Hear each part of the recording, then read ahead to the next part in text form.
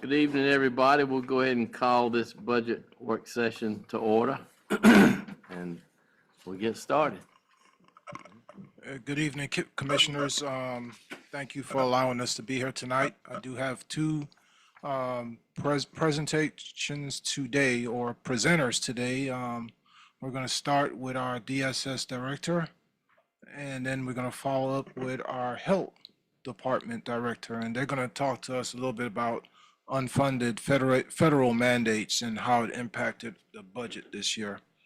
Thank you. Good evening. Good evening. I'm Roger Taylor, and I'm going to be discussing the DSS budget. For fiscal year 2025-2026, we requested and received from the county, excuse me, let me tell you, in front of you, you have a folder with information in it, so you can follow along. Okay.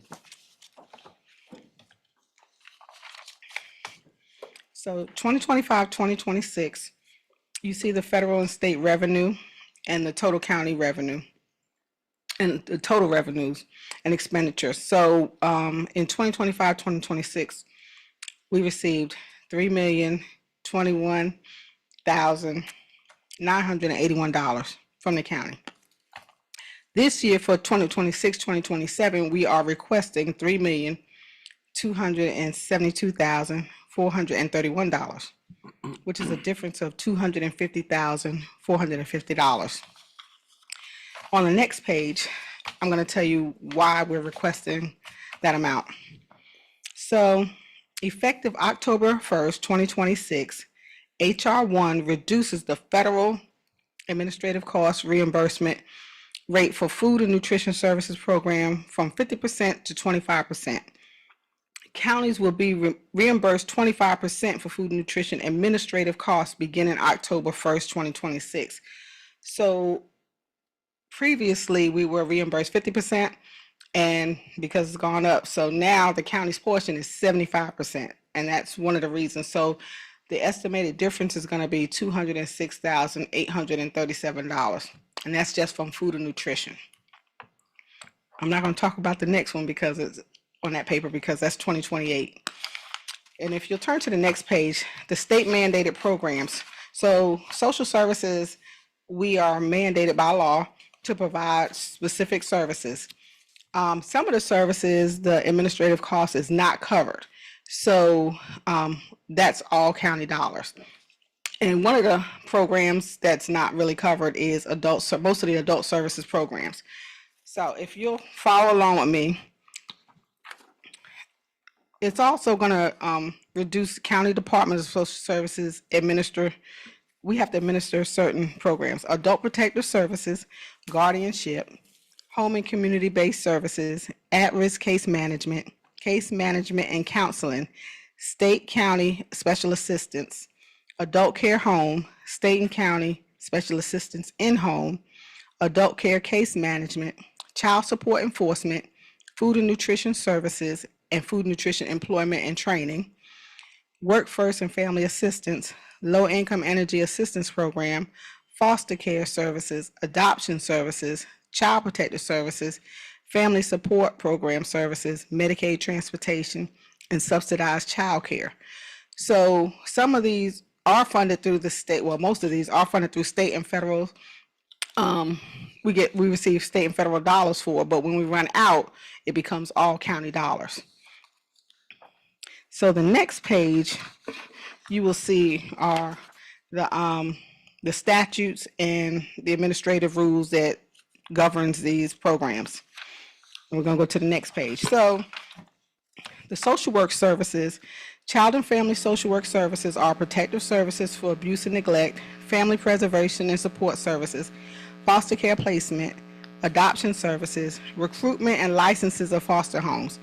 Adult social work services include protective services for abuse and neglect, guardianship services, adult foster care services, counseling and arrangement of services for disabled adult daycare, services for the blind, in-home aid services, and adult care home recruitment and evaluation. Next page is economic services. That covers Medicaid, Work First Family Assistance, Work First Employment Services, emergency assistance, child daycare subsidies, electronic benefit card, your EBT card, food nutrition card, low-income energy assistance, child support services, special assistance to elderly and disabled adults, and transportation services. Other services, so some county DSS offices oversee like the Veterans Office and fraud investigations and more. So we oversee some of the aging programs such as consumer direction, elderly and handicapped transportation, and rope transportation. And although child support and community alternative programs for disabled adults are mandated programs, most counties contract those services out to private companies, but we provide those services here in Northampton County. And we also provide program integrity, which is the fraud investigations. So in essence, we have these programs that we have to provide services for. And even if we contract them out, we still have to pay those contractors to provide the services. And a lot of those programs, especially the ones for the elderly people, they do not have any funding to go along with it. So just like our guardianship clients and our foster care children, we don't receive money for our guardianship clients. So everything with them is county dollars. But we do, I have always, well, for the last probably about 6 or 7 years, I have budgeted APS MAC money. So that helps with the offset of the cost for guardianship clients. But the other programs, like I said, if we run out of money or if we don't have the money, we just can't fund those programs. Any questions? Anybody have any questions for Ms. Taylor? Thank you so much. All right, thank you. All right. Good evening, Commissioners. Good evening. Citizens.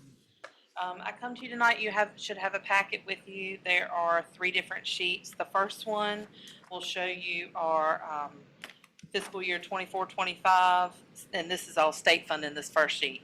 The next one is for 25-26, which is the current year that we're in, and then our proposed budget for 26-27 and the state funding that is coming into that.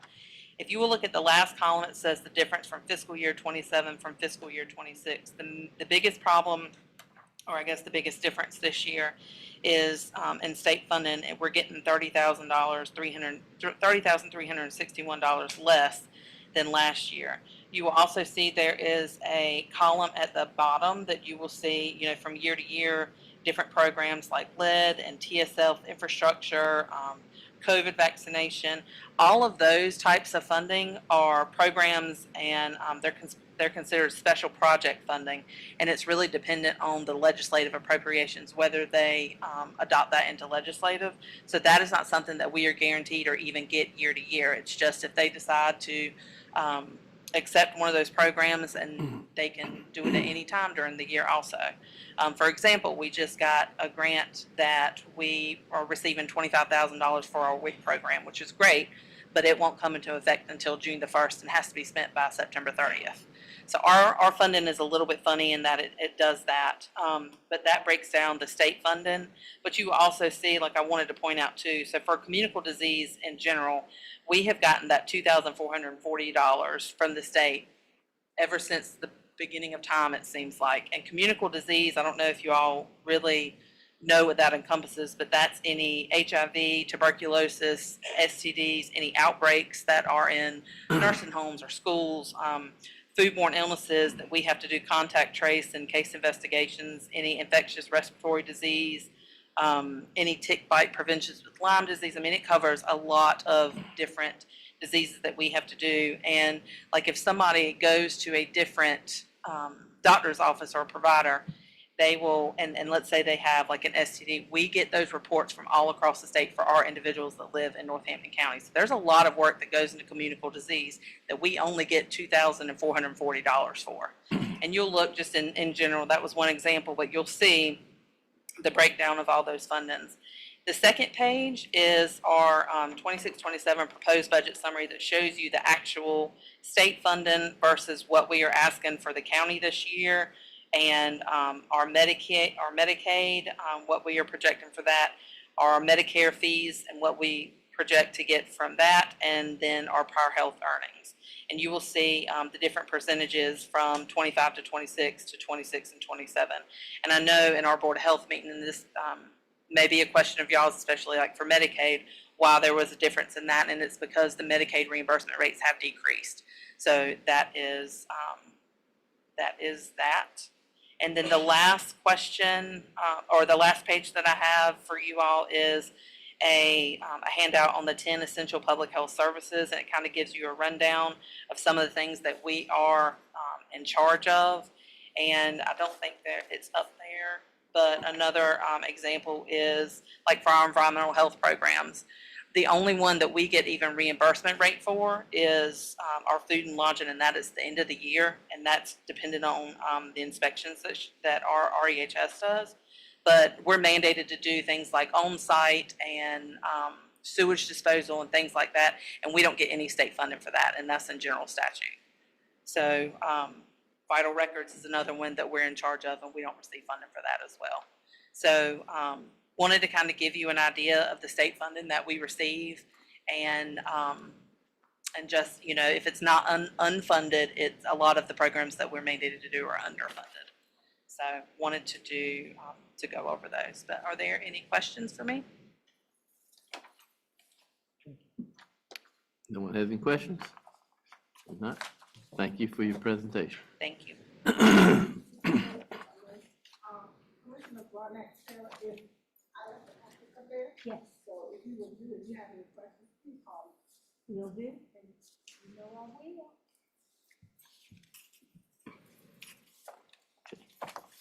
Okay, and you should have in your packet a summary of adjustments that were made to the budget ordinance since our last report. We had a total of $121,672 in adjustments. I'm just going to go through them. EDC, we had a $2,000 adjustment for website projects. EMS, we had $108,439 adjustment, and what we're looking to do there is to make the wages effective on July 1st instead of the anniversary date. We still have some minor tweaks to EMS that we're working out. I met with the director, Mr. Casey, and Mr. Warwick and Mr. Warner, who helps out with the scheduling, and we tweaked the productive hours to 1872 and overtime hours to 312. So we're putting that back in the schedule. We're then taking that 1872, comparing that with all of the area counties to see what their rate is at that adjusted rate. And the goal is that we want Northampton to lead the way. So I will bring that last presentation to you all on the next go round. I think we'll be done with that this week. But the department head and his confidants, they all got together with us and we came to this agreement. This is the best way to do it versus the fluctuating work week. It's just too many questions, ins and out, doing it that way. This is a much more easier way to look at things and to work their schedules out. And I think it's easier for the staff to then look at their payroll sheets and know exactly what is my base rate, what is my overtime rate, and it's an easier calculation. So we'll bring that on the next time around. The next section here says code enforcement and emergency management is basically a swap. We're transferring this transfer will allow the code enforcement department to conduct the necessary fire inspections that need to be completed throughout the county and help ensure we remain compliant with all applicable inspection requirements. So basically, we're just moving the fire chief from emergency management over to code enforcement. I remember when I first started here, that position wasn't code enforcement, and we're just moving that back. And then in education, we made a adjustment of $12,005 for Roanoke Chowan Community College. That basically brings them to the amount that they've requested in their 2026 request. So that's the total, 121,672. So for June 1st, we'll have, and if there's any additional adjustments that you all like to see in this budget, please, if I can get that this week, that'd be great, because on June 1st, we want to have a public hearing on the budget, allow the public to come in and make comments. That's all I have for tonight. For the budget. Anyone have any questions for the county manager? You know, one of the things, thank you so much, Ms. Phillips, and for showing us all these changes. And one of the things I look, and I've been following the state budget when they made that announcement, but it's still nothing concrete Yes. when you look at where the state budget is going. And one of the things when I look across the board is It still, seemed like it was good news for teachers. you know, You talking about just recently? so it was stated that it was, right? But however, when you look at where North Carolina is now, Okay. I mean, even the 8% proposal is still a proposal until it's Right, passed. And exactly. so every teacher, every TA, every bus driver, just the whole workforce with the school systems, Right. not only in the Northampton, but the whole state has not seen an increase for this whole fiscal year. And now we're getting ready to transition into another. That's right. And one of the things that I would like to look at for the budget is, you know, something for those educators in Northampton County. Okay. I'll follow up with you on that. Absolutely. Not one red cent. Yeah.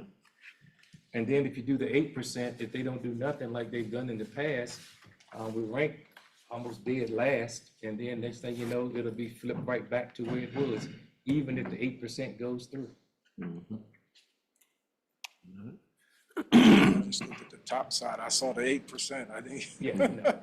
That's the smoke screen. That's the smoke screen. Mhm. But our educators have not, I mean, nothing. Okay. Definitely other follow up questions? with you on that.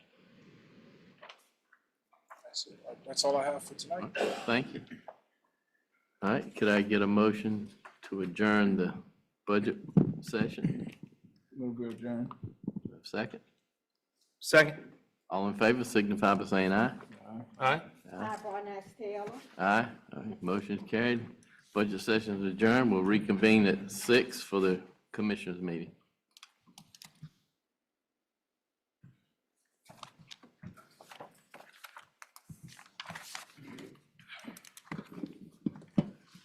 It's it. Yeah. So,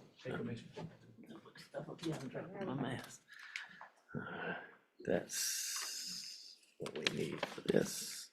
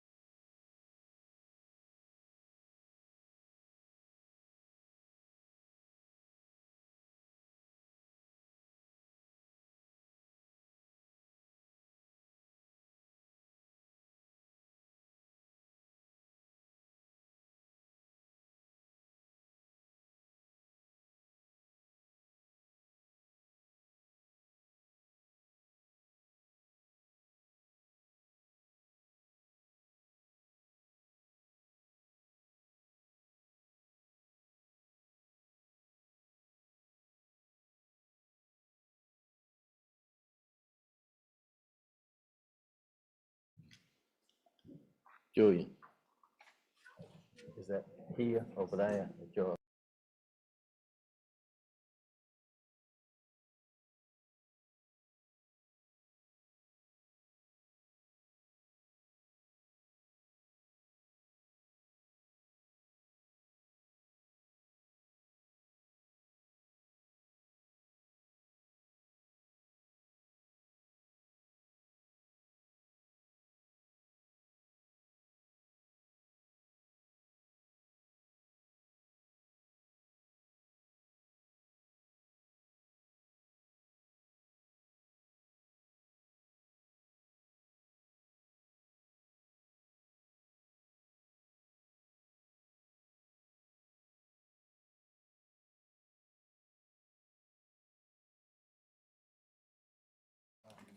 Okay, all right, thank you.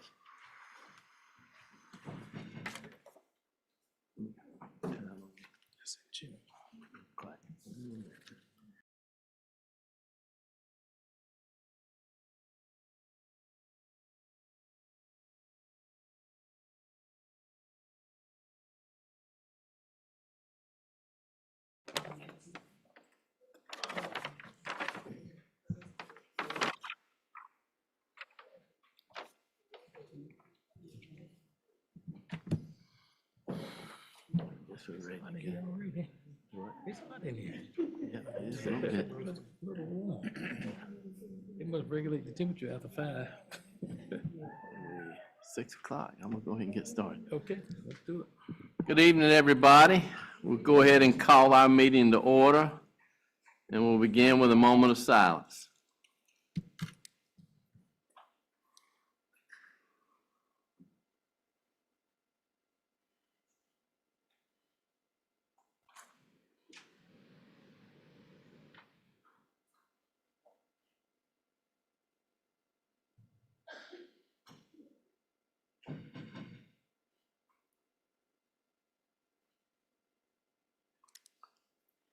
Let's all stand for our Pledge of Allegiance. I pledge allegiance to the flag of the United States of America and to the republic for which it stands, one nation, under God, indivisible, with liberty and justice for all.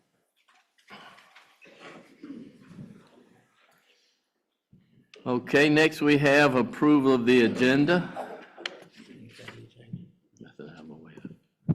Mr. Chairman, I move approval of the agenda as presented. Do we have a second? I'll second. All in favor, signify by saying aye. Aye. Ron X. Taylor. Aye. Motion is carried. Agenda is approved. Next is our conflict of interest statement. Yes, sir, Mr. Chairman. In accordance with the rules of procedures adopted by this board in sections 153-44 of the North Carolina General Statutes, it is a duty of every member present to vote on all matters coming before the board unless there's a conflict of interest as determined by the board or by law.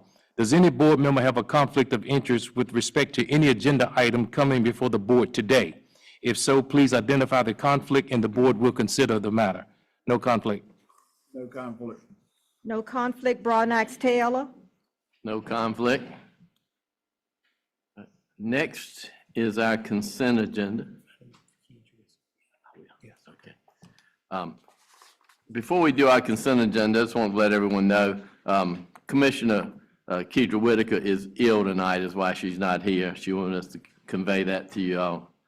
She wished she could be here, but she's not feeling well. The next item is our consent agenda, which is minutes of several meetings. Got to get a motion to approve the consent agenda.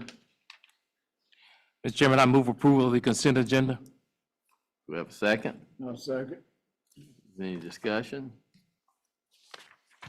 If not, all in favor signify by saying aye. Aye. Aye, Ron X. Taylor. Aye. Motion is carried. Consent agenda is approved. Now we will have citizens' comments. Citizens, for those who have signed up, when you're recognized, please approach the podium.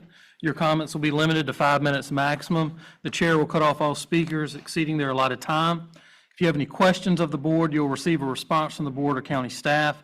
The board will not respond or otherwise engage in a dialogue with you during your allotted time. And pursuant to North Carolina law, this time is allotted on the agenda for public commentary on county business. This is not an open forum to be publicly critical of the performance of any county commissioner or county employee, and the chair will maintain the order and decorum of the meeting. Mr. Michael Barnes.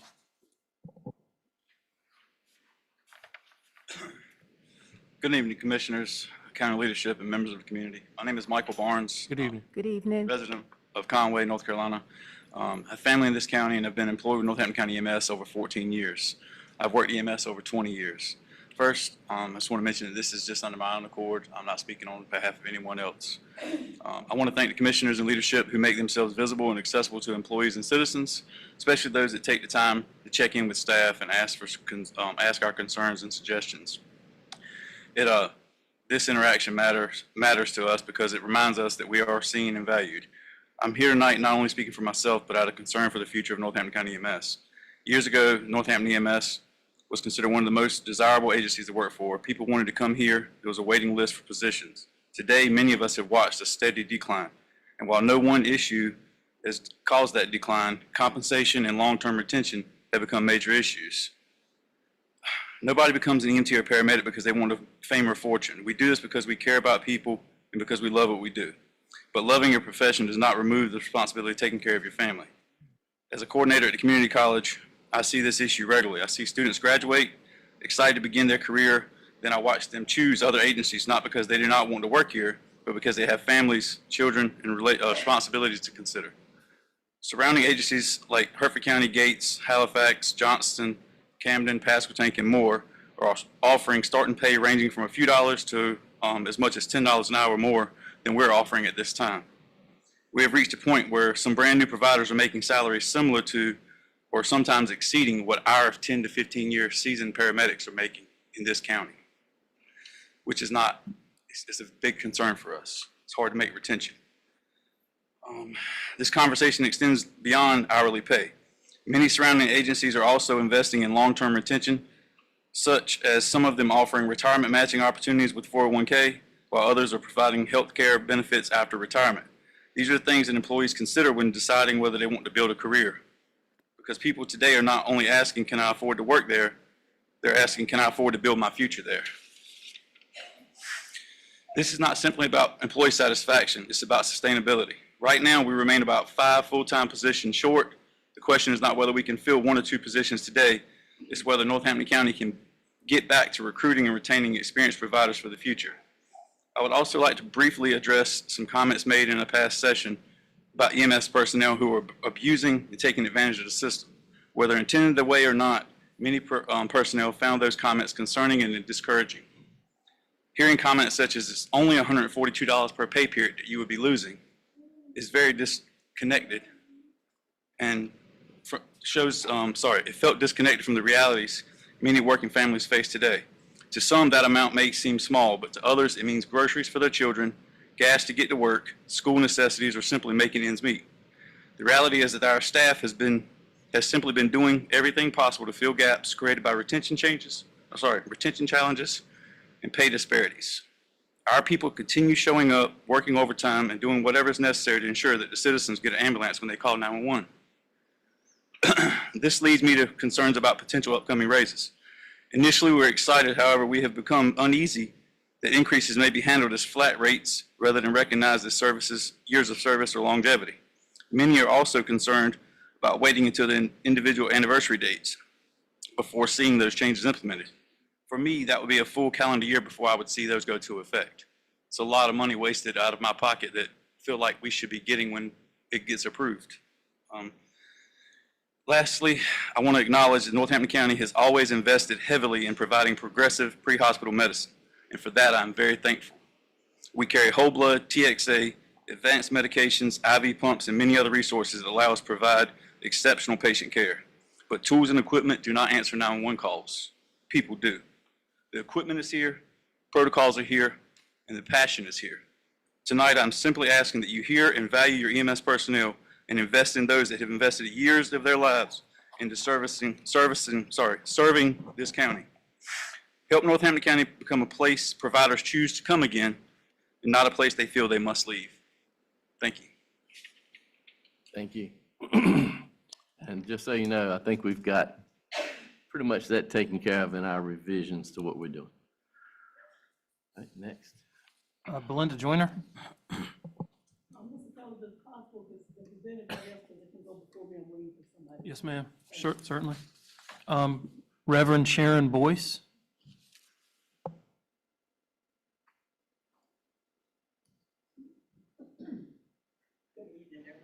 Good evening. Good evening. I am here basically to remind us, although we have already developed a moratorium for the data systems, I think 32 months, correct? The last meeting that we had.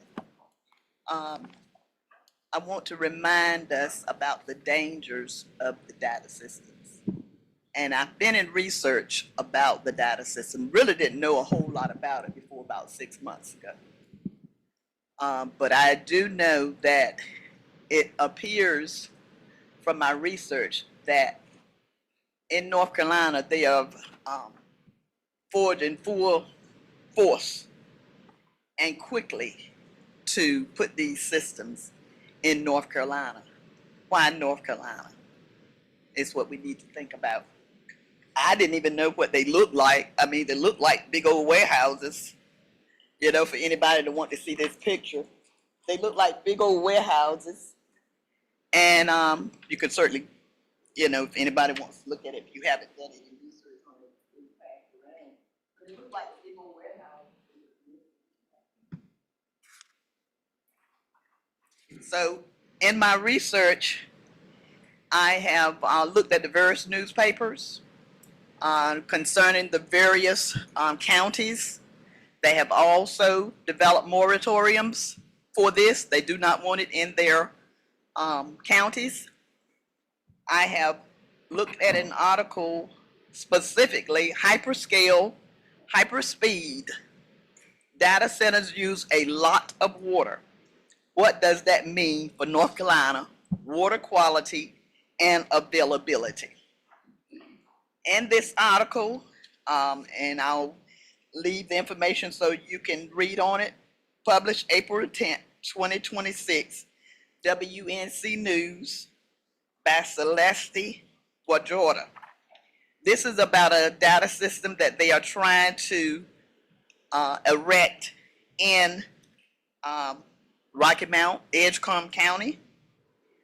It's a proposed data center in Edgecombe County that could use 900 megawatts of energy, enough to power about 500,000 homes. The proposal will get its water from Rocky Mount, which gets its water from the Tar River. It also says that the estimated usage of approximately 500,000 gallons per day, according to Edgecombe County Manager Eric Evans. He also stated that the county has paused the consideration for the data system project until the companies provide sufficient evidence that it has secured the necessary. So I'm just saying that different people have paused even trying to erect these data systems because of different things, and a whole lot of it is citizens' concern. There is a 6-part series, BPR, the North Carolina Newsroom, WFAE, and WNC explore North Carolina's accelerated data center boom and its real impact on local communities. Big tech is reshaping small towns, consuming vast amounts of power and striking deals that aren't always clear. It explores who benefits, who bears the cost, and why North Carolina has become an appealing target for server farms despite modest public scrutiny. By following the money, the energy demands, and the promises made to communities, the project aims to reveal what is at stake as the cloud moves into the state back roads. Across North Carolina, different communities are raising similar concerns. How data centers impact local water utilities, water, big tech companies, including Meta, Google, and Microsoft, have all committed to replenishing more water than they consume through water and sustainability practices and local water stewardship projects. Data systems use water in a number of ways: to power energy facilities, to supply energy for the data 10 centers, seconds. and to manufacture computer chips. What did he say? 10 seconds. Okay, 10 seconds. Okay, so most worried about is how much water data centers would need for cooling. Data centers can use different kinds of cooling systems depending on various factors. These cooling systems are critical to making sure computing equipment doesn't overheat or malfunction. So there is a danger in these data systems for us. Thank you. Tyrone Johnson. Good evening. Good evening. I just want to bring 2 points out. Back maybe late February, 1st of March, the board approved to give $150,000 for the sheriff department to help work Aston, Seaboard, one more. I'm hoping some work being done, that they're just getting the money. Because I stay on the west end of the county.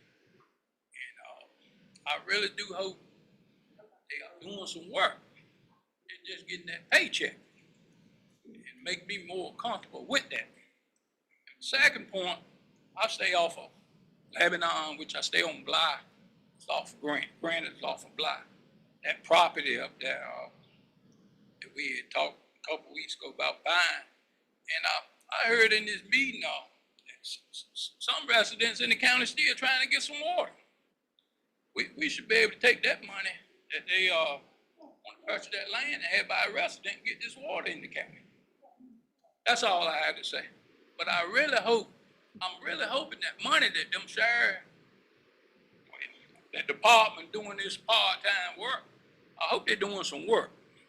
Because, that's a lot of money to just pay them. And the money runs out at the end of the year. We taxpayers, I'm one of the ones looking for some evidence. That's all I have to say. Thank you. Yeah. Belinda Joyner. And one quick clarification. We are getting reports from them on what they're doing. And also in regard to the water, tax money can't be used for water. All the water money has to come from the water system. They're separate in providing water. It has to come from the water funds. Just want to clarify that. I want to say good evening to everybody. Good evening. I have a couple of things that I want to address this evening. And one of them is, we've been coming here. I know Ms. Garner and myself, we talked about the lack of a supermarket in this area. And I don't see or hear anything where it's been addressed. Nobody has said, well, we'll look into it or we'll try to see what we can do. But you can look into land. We already have 305 acres of land. And you can look into land and want to buy 80 more acres of land. And I feel like, it's not about me, it's about us. And, we pay our economic developer, we pay his salary. So it should be not more about what he wants to do as to what the county needs and what we want to do. And Mr. County Manager, I do believe you're the one that's in charge of the employees in Northampton County. But I think you need to have a conversation because the needs of the citizens, we don't need 80 acres of land. We already got 305 acres of land. Take care of what we need right here and now, as opposed to what you might want to do later on, because it's not benefiting us, it's hurting us.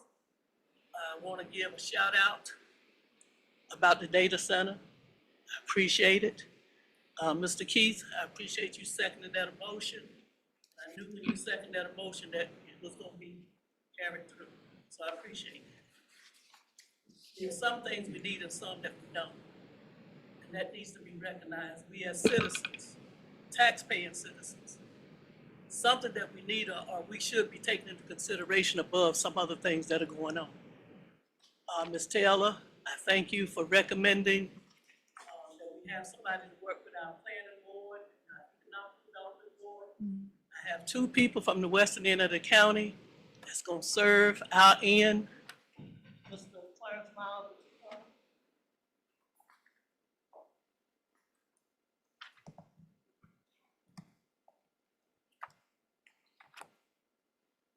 Mr. Clarence Miles, he will be working with the planning board. evening. And I'm expecting Mr. Johnson to come in, I hope in a few minutes, he will be working with our economic development board. These are, when he come in, I'm gonna let you all know who he is. But these are the two people from the western end of the county that he has selected to represent us on these two boards. So is there any questions that you would like to ask him? Feel free. Anyone have any questions? Thank you for your willingness to serve. Thank you.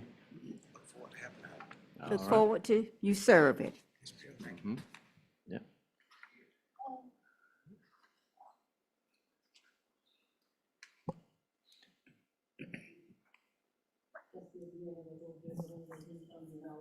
Okay. All right. Okay.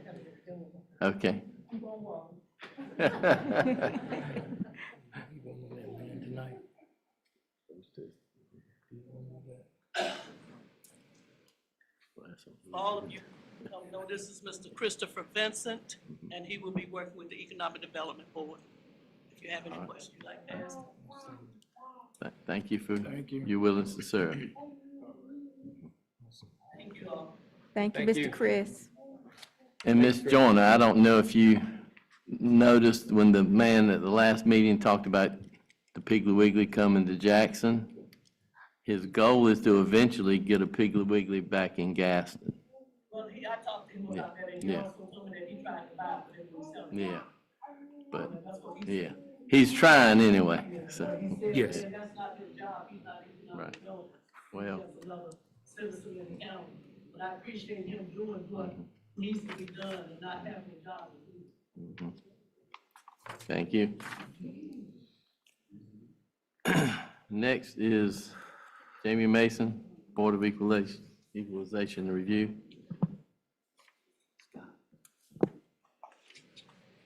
Good evening. We will now recess to go into our Board of Equalization. Okay, at this time, we'll reconvene the Board of Equalization and Review. Included in your package are the minutes from the last meeting, May the 4th, 2026. Okay, do we need to act on that first? Okay, can I get a motion to approve the minutes of the last meeting? Move to approve. A second? Second. Any discussion? If not, all in favor signify by saying aye. Aye. Aye. I, Broadnax Taylor. Aye, motion is carried. Minutes are approved. Okay, moving right along. In your package, there were two unresolved appeals. One has been resolved with the taxpayer and the tax department. That was the one with Family Dollar. You don't have to make a decision on that. The only active one at this time would be the motor vehicle one. I'll note that the burden of proof is the responsibility of the taxpayer, and he has submitted his proof, what he has submitted for his proof.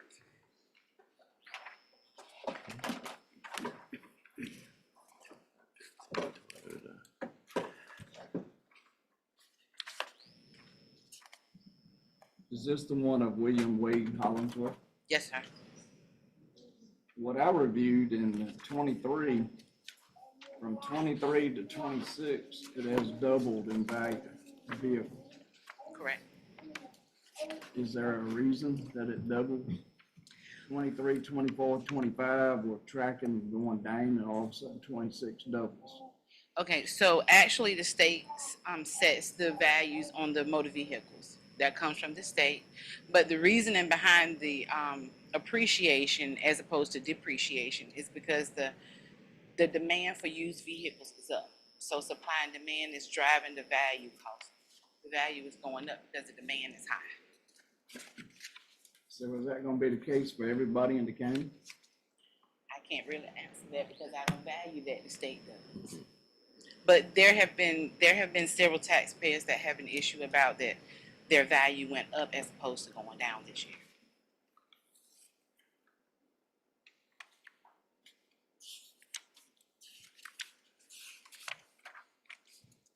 Sounds kind of excessive to me. So is that on appeal to the state? Or- Well, we start here with the Board of Equalization and Review. It starts here.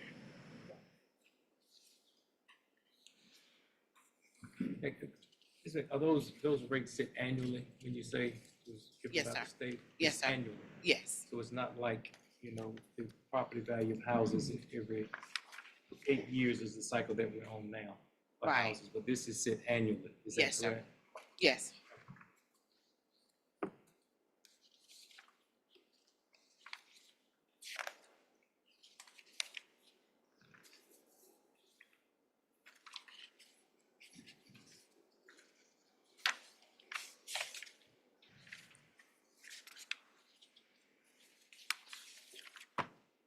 He didn't present any other evidence other than his past bills. Correct. Yeah, that would have been. And I'll make a call. Is Mr. Hollingsworth in the meeting today?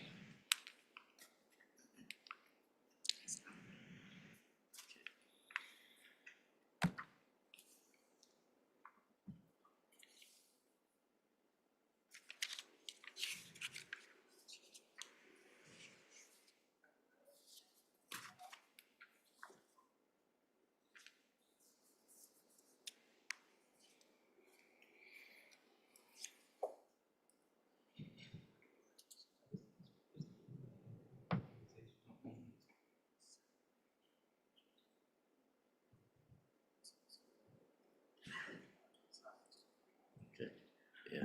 Yeah. I'd like to look at, last year when we had a person appeal the vehicle,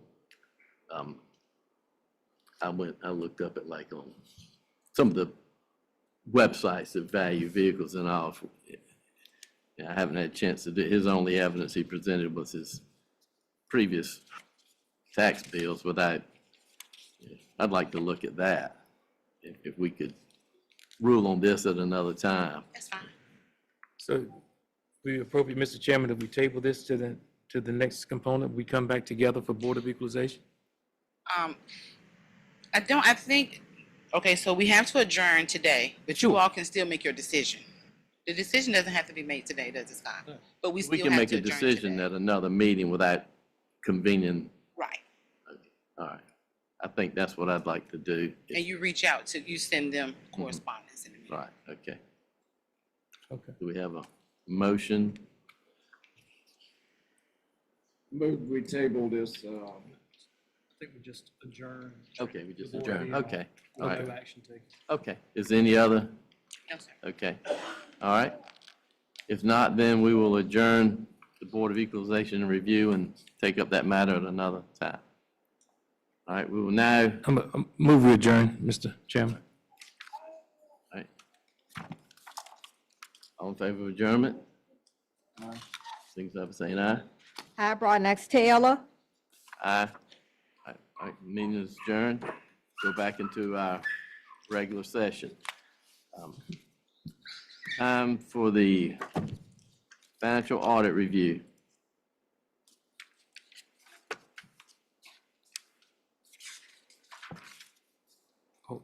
Good evening. You should have a copy of two reports in front of you. The actual audit report, which is a bigger document, but the presentation summary is a smaller one I'm going to jump from. And if you'd be kind enough to flip over to page 1.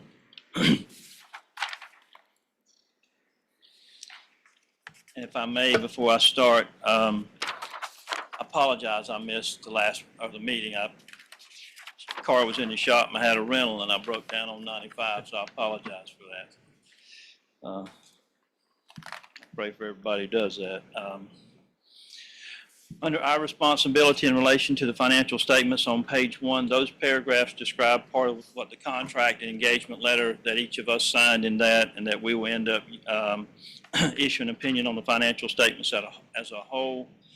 We issued an unmodified report, which is a quote-unquote good report. It's the best report that a CPA can issue. And that's what you hire us as independent audit firm to do, is issue an opinion on the financial statements as a whole. Under significant risk identified, there was 2, and we identify these 2 risks in every audit that we do. Management override of controls and improper revenue recognition. We perform tests around those 2 issues to determine that we're comfortable with those risks, and we did, and we are comfortable with those. Under significant accounting policies, we reviewed those. One of the big statements that came out this year was GASB Statement 101, which is compensated absences, which is basically taking sick leave and putting it on the balance sheet. It really doesn't impact your general fund, but it does impact any business type activity funds. I say it doesn't impact your general fund. It technically impacts your governmental activities fund, which most people don't use to manage the the funds of the county. You manage those under the general fund and the budget that you adopt there. Under significant accounting estimates, we were fine with all that. The financial statement disclosures, the big one was, again, GASB 101, which is disclosed in Note 8, and we were comfortable with that. No difficulties encountered in performing the audit, no uncorrected misstatements, no disagreements with management. And on page 3, management did provide us with a representation letter dated March 20th. We're unaware that management consulted outside accountants, auditors, etc. And then under other significant matters, findings, issues, etc. If you skip down a couple of paragraphs, it talks about budget amendments need to be requested and approved to cover expenditures. The next paragraph talks about management should review the controls and policies around the use of credit cards. Additionally, county reported prior period restatements to correct items with various asset liabilities. The audit was submitted nearly a month after its required due date. Efforts should be made to review and revise as needed policies and controls around payroll accounting and the fines and penalties paid accordingly. And then the county provides health and emergency management services. We had asked that you look at that outstanding receivable balances to make sure that everything's being done to collect those for the services that have been rendered. On top of page 4, management should ensure that all budget amendments, journal entries, and utility releases and refunds are being approved by multiple parties and the board as required. Employees in any department that collect revenue should be diligent in receiving collections, including electronic payments, on a daily basis and making those daily deposits as required by the general statutes. And then documentation for financial transactions, including invoices, contracts, and other required support, needs to be maintained in files so that it can be found when needed. And then there were also findings reported associated with the testing of Medicaid, and it references which finding that was. And I suspect, I heard a little bit of the DSS person in here earlier, as I mentioned and chit-chatted with the county manager. I suspect Medicaid is going to be a challenge going forward in terms of findings, et cetera, because there'll be a heavy emphasis on it. We've come out of the pandemic, which a lot of the items that people required were relaxed, and now they're coming back and being enforced, and caseload's heavy, et cetera, so it's going to be challenging going forward would be my best estimate on that. On page 6, what we attempt to do here is put in the current set of numbers for the 25 and then have the 4 previous years' numbers beside it. I don't say that these are all the key numbers in the audit report, but these are definitely some of the numbers you'd want to take a look at. You can see total fund balance there in your general fund at $28,865,000. If you go back to 21, you see it's $25,724,000. Unavailable fund balance at $3,393,000. Restricted and committed at $5.2 million. Then general fund expenditures, including transfers outs, $41,266,000. Fund balance available as a percentage is 61.72%. unassigned fund balance at 23.6, and then unassigned fund balance as a percentage is 57.19%. And then you can see revenues over and unexpenses before other financing sources there. The general fund had a positive $2,796,000. The water and sewer funds a positive $842,000. Solid waste was a negative $174,000. And you see the cash and accumulated depreciation for your water sewer funds there. And if you skip down, you see cash in the general fund there at $26,138,000. Cash in your water sewer funds at $2.7 million. The solid waste cash is $375,000. And then the other governmentals cash is $5,980,000. Again, fund balance in your general fund is $28.8 million. Net position in your water sewer funds is $13.8. Net position in your solid waste is $352,000, and then fund balance, other governmentals is $2,055,000. So I do want to stop and say this. The main thing you're interested in on the business type activity funds, the water sewer funds, solid waste, is that you have positive cash flow. It's not about total assets, net position. Obviously, you got to have a certain amount of capital invested to make it work, but cash flow is what makes that long-term viable. And so when you look at things, you want to look at cash flow for those business type activities. The next item, you can see collection property tax rates and what it's been for all 5 years, and then the collection percentage for 5 years. Property valuation continues to go up overall, and then the levy amount for all 5 years as well. You can see total governmental or total debt there at $15,098,000. If you go back to 21, that same is $23,572,000. So a decline in your debt of about $8.5 million over that 5-year period. And then if you'd be kind enough to flip over to page 7, you see total general fund revenues at $42.6 million, total general fund expenditures at $39.8 million. And you can see it for any of the 5 years shown, the same two numbers. On page 8, you can see a bar chart of that, a bar chart there with total fund balance in blue and restricted, committed, and assigned in red. On the bottom, you see analysis of fund balance available with Northampton in blue and your group weighted average there in red. And then you see on page 9 on the top, your unassigned fund balance as a percentage there at 57.19%. And on the bottom, you see analysis of revenues over and under expenses before transfers for the 3 funds we discussed earlier. These numbers on both the fund balance available and unassigned fund balance, if you can, when you look at the group weighted average, you can see the county stacks up well against its group weighted average or its other counties in that group. And you can go on and you're pretty easily get to the LGC website, look at any of the counties' fund balance available and fund balance assigned. So if you want to compare specific counties, it's available on the LGC website. On page 10, you can see cash and accumulated depreciation on the top bar chart, and then cash and fund balance on the bottom, with total cash being $35.2 million and total fund balances / net position at $45,120,000. On page 11, you see the property tax rates there for the county versus group weighted average. And then on the bottom, you see collection percentage and the group weighted average. And then on page 12, you see the breakdown of the debt by percentage. So when we talked about 15 million earlier, that would be the percentage of each of those specific types of debt are of that 15 million, and you can find the numbers there on page 5, I believe it was. On page 13, you can see a breakdown of your general fund revenue, with ad valorem taxes by far being the majority at 54.58%. Intergovernmental revenue sales tax being next at 20%. On the bottom, you see total expenditures percentage, with public safety and human services being the 2 largest, both at 33%.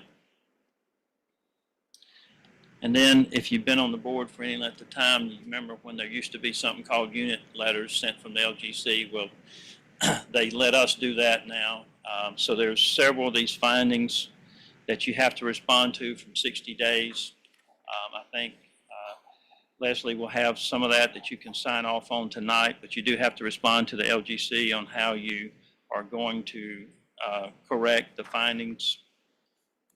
And most of these we already talked about, reconciliation of records and reporting, correction of errors, budget violations, deficit fund balance, the late submission, the lack of internal controls over payroll, a general statute violation for pre-audit, a lack of internal control around the credit cards, and then you got to stay within 3% on your budget for ad valorem taxes. I know that the findings you've got to address financially, the county stacks up well against its peers in terms of fund balance, cash, etc. So from that standpoint, the county's in good shape.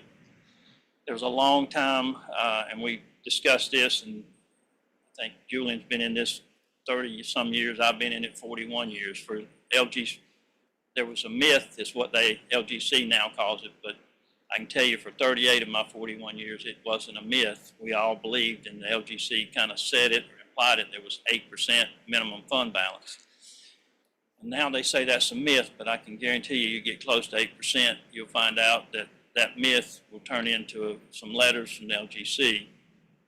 So your percentage is a good percentage for your county, and the group weighted average comparison shows that. With that, I'm happy to answer any questions you've got of me now or anytime. You feel free to give me a call. If I happen not to be in the office, just ask for my cell number and I'll do my best to get you an answer to your question. I have a question. Yes, ma'am. I guess I did not get your name. Which one are you, Mr. Thompson, Mr. I am. Yes, ma'am. Alan Thompson. Mr. Thompson? Yes, ma'am. Mr. Thompson, I guess I've been reading this a lot. Yes, ma'am. And I guess my question will also be to our attorney. What do we have, when will our audit be posted online so our citizens can see what we're seeing? Do we have any type of, It's already posted. it's, It's a public record, so Okay. it should be posted Okay. right away. and there are a lot of questions that I have. I think the finding of all the findings that's most concerning to me is the finding of the, noted in the findings that deductions were not properly set up in the system, where retirement contributions were not properly withheld, calculated, or paid. In addition, payroll taxes were not paid by the county, and quarterly payroll taxes were not timely filed. In the audit prior to that, last year, they had a problem with the Orbit system. So I'm concerned about that for my employees that work with our county. Yes, So it's concerning to me that there must be a system issue. You understand where I'm going, Mr. Taylor? Thompson, you Mr. Thompson, I'm Miss Taylor, right? Yes, ma'am. All right. Do you understand why that's finding is very concerning to me? Yes, ma'am, I do. Because you playing with my employees, my beloved employees that's employed for us, their retirement money. Yes, ma'am. This year, you done won't set up properly in the system, taking out the right money. Then last year, coming up in Orbit. So that's concerning to me. What's also concerning to me, because of this has cost us $345,000 in penalties. Yes, ma'am, that's right. It's two separate issues though, but you're absolutely right. The payroll tax issue did cost you that. And the retirement is an issue that has to be addressed, and with Orbit, et cetera, it'll have to be caught up and addressed as well. Yes, ma'am. This is concerning. Now, there's a whole lot of other stuff up here I'm concerned about. Yes, ma'am. But when you talking about my employers and their livelihoods, Oh, I that, agree. you get me, Mr. Thompson? I do, and that's why we have a finding for it.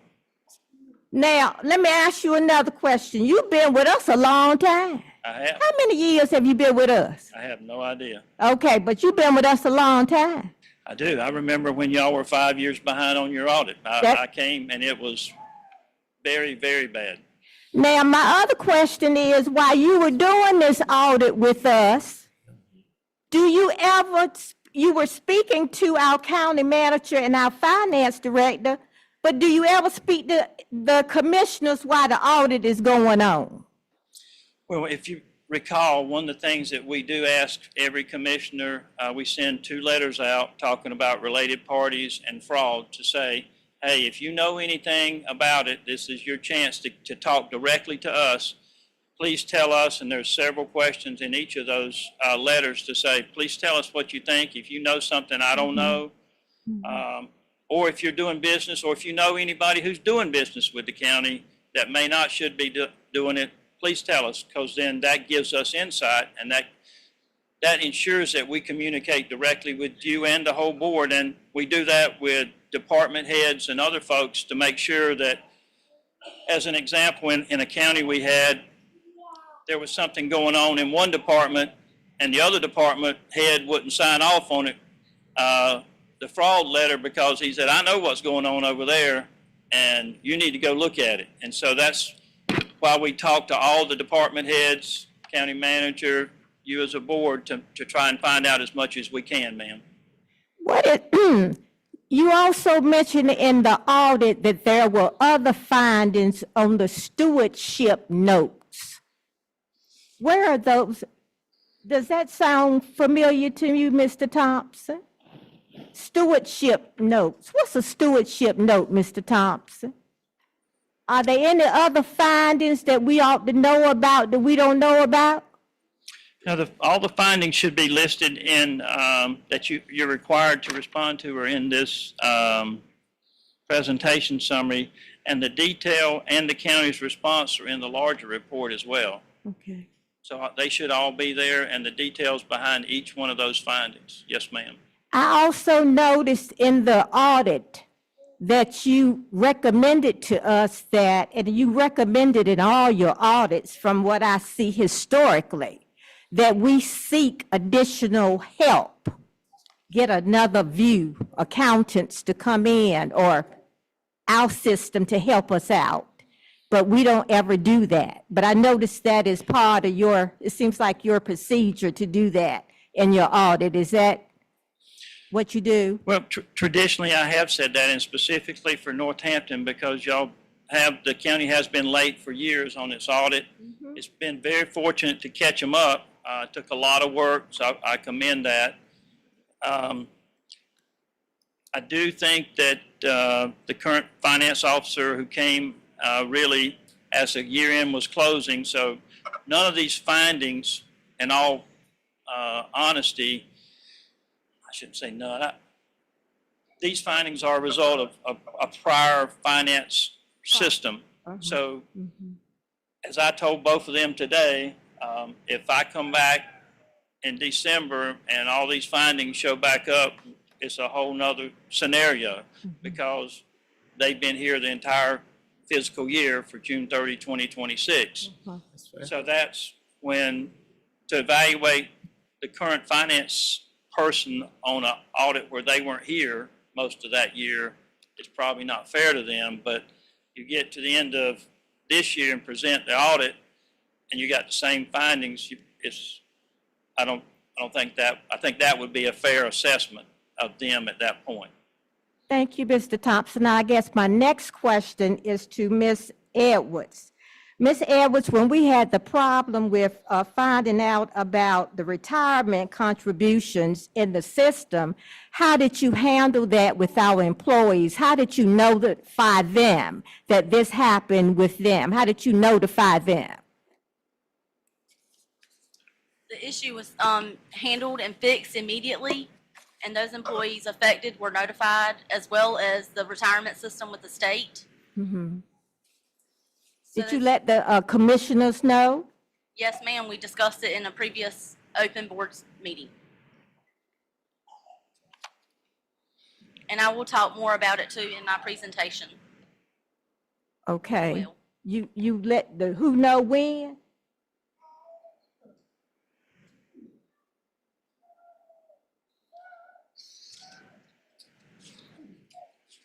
So a letter was sent out with them? It was discussed in the August 25th, 2025 board meeting. Okay.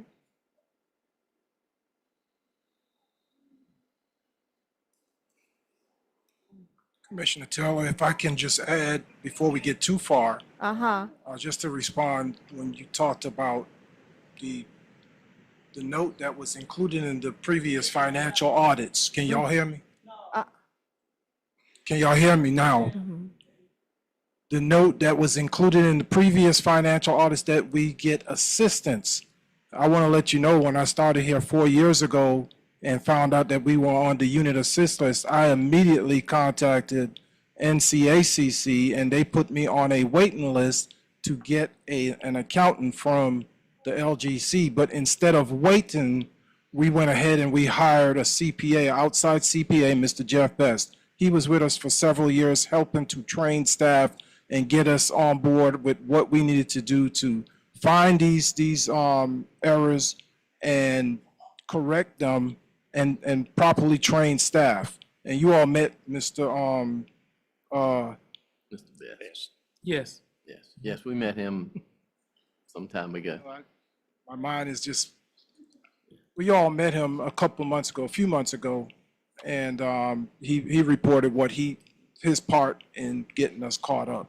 So it wasn't I'm not that type. I'm not gonna sit back and watch the county deteriorate. When I find that there's a problem, we're gonna jump on it.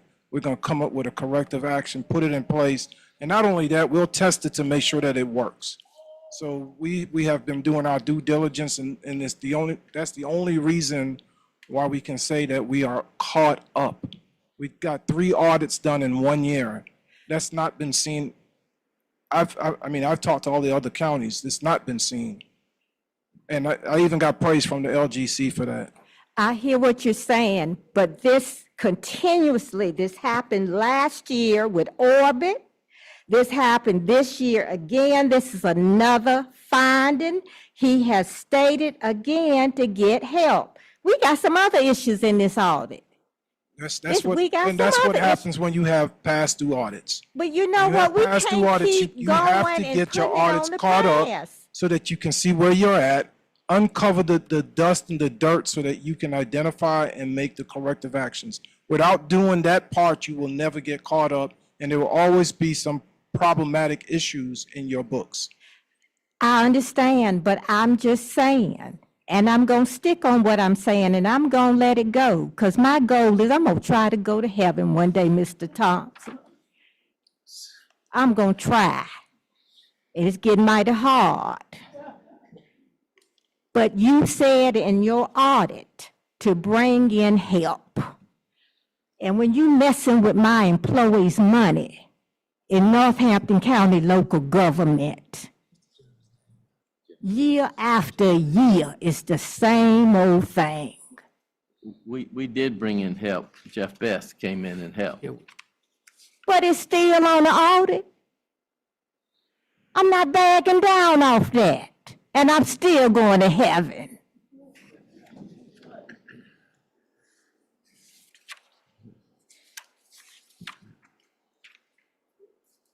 Okay.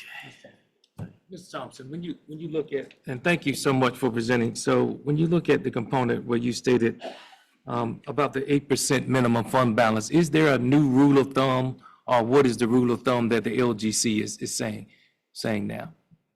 In that conversation and response, and I'll try to find it to send it to you, they didn't have a specific rule of thumb, and the reason they kind of went away from that is because the size of the entity and the risk that the entity has creates challenges in having one rule of thumb. You know, we may do some audits at the coast that are really small towns, and if they had 10 to 20% fund balance, the LGC would have a fit. But if you have a large county that has 20% fund balance, they think that would probably be okay because of the risk that each has. So you have to do some analysis of where your county's at, because in essence, the old rule of thumb that they were saying that 8% was technically 8.33%. It was 1 month's expenditures. Right. So if you think about it in terms of personal finance as some type of correlation, if you got 3 to 6 months, you know, you're looking at 24 to 48%. That's what you would hear a lot. So I'm not saying that's the number. I'm just saying you got to look at it from that perspective. What kind of risk do you have? How much do you need to have in unassigned in order to mitigate that risk that you would have? Because if you look, we do a few audits in the western part of the state where you would think they would never have an issue with a hurricane. Absolutely. When the people stop paying their property taxes because they're worrying about surviving, how long can you survive in that scenario? So you got to look at the risk and how you mitigate that. Because, I mean, this is not a political statement, so forgive me because I've been doing this a long time, and I don't care what administration is in there. FEMA is never fast enough to help you but so much. And that's not negative on them. It's just a bureaucratic system. And we've had people at the coast to wait 3 and 4 years to finally get reimbursed for some FEMA costs. So you got to remember, at some point you have to say we're in charge of our own destiny. Okay. Long-winded answer, and I apologize for that. No, thank you for the answer. Appreciate that. Would it be fair to say that although we have some procedural issues we need to clean up, that we're in good shape overall? It will be fair to say that. Okay. Yep. All right. Thank you. Any other questions? Thank you, Mr. Thompson. Thank you. I Safe do. travels. When you talk about the deficit and the fund balance, can you just expound on that a little more? Because that was just a one-liner, Mr. Thompson. I can. So what you have in that scenario is you have some grants and other projects that Okay. were part of that need to have requested reimbursement for some of that in order to get rid of that negative fund balance. A couple of those might be workforce housing, or your debt service fund actually has a negative fund balance. And then one of the fire districts, I'm not sure how it happened, but it has a negative fund balance as well. Those are the things that once you get in place and you get systems in place, when you look at, somebody's looking at it at the end of the year, they can clean that stuff up. And that's what has to happen as you get closer to June 30th. So for instance, like we have a grant, and then all the grant funding has not been spent. Well, or you get, you spend money and you request it and it's not been received, or you delayed in your request and therefore you got a negative fund balance. Understood. Any other questions? All right. Thank you very much. I appreciate it. Y'all have a good night. Absolutely. Next item is the, Mr. Chairman, yes. there was a question from the floor.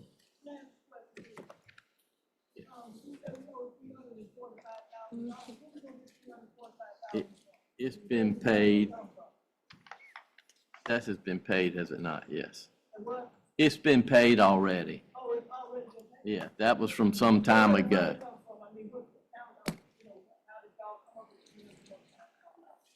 Exactly what account it came from, I'm not sure right off the top of my head. Do you know?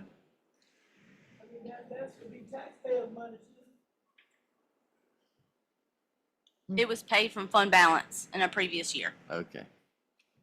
Yeah.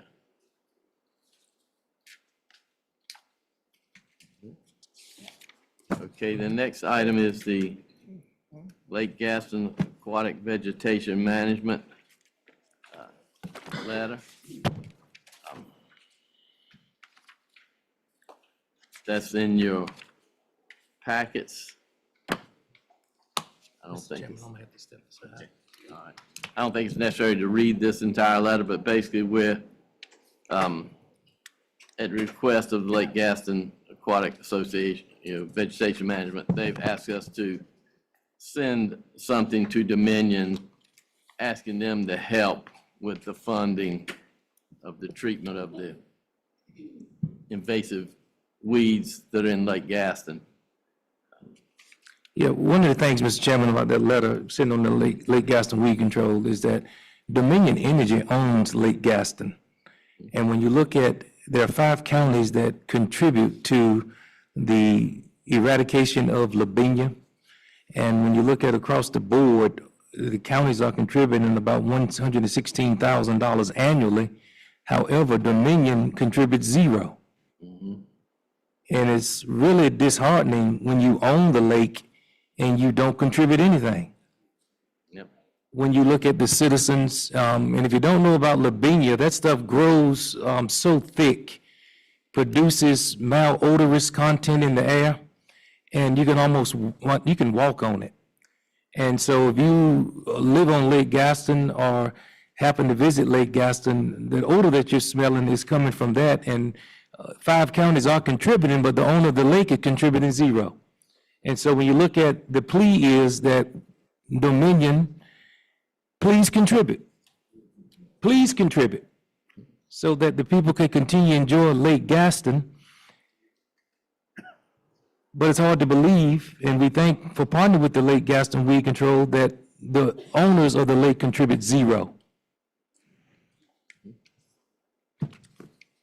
But anyway, that's the gist of this. We're asking them to pony up their fair share. Absolutely. And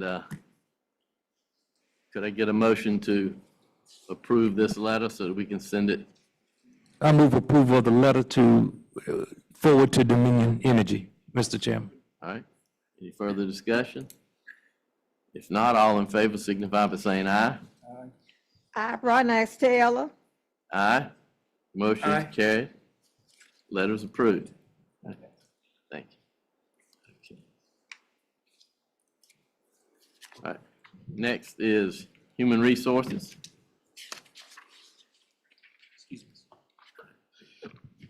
Good evening. We are requesting the board to consider and approve of policy of adding 2 policies to our personnel policy that will allow departments when it's consistent with operation needs to implement alternative work schedule, including options such as 4-day work week. This proposal was initiated by our county manager in response to rising fuel and commute costs, as it intends to provide departments with a flexible option for eligible employees while maintaining service delivery and independent departmental accountability. We believe this also will support employee recruitment, retention, and work-life balance. We recognize that alternative schedules will not be appropriate for every position or even department. Eligibility will be determined based on the nature of the work, staffing needs, and department's ability to maintain service levels and coverage. Under this proposed policy, department heads will develop schedule recommendations for eligible positions and submit those recommendations to the county manager for review and final approval. This will be managed case-by-case process and not a blank change for all employees. Any approved alternative schedule will remain subject to operational needs and may be adjusted or discontinued as necessary to ensure effective county operations. So that's mainly about the alternative work schedule piece, and then the telework policy is just an additional for another option for the department that may be able to utilize. Maybe the alternative work schedule may not align, but telework may be more beneficial for those employees. So together, these policies and updates give departments flexibility to address workforce needs while managing an effective county operation and still servicing our citizens.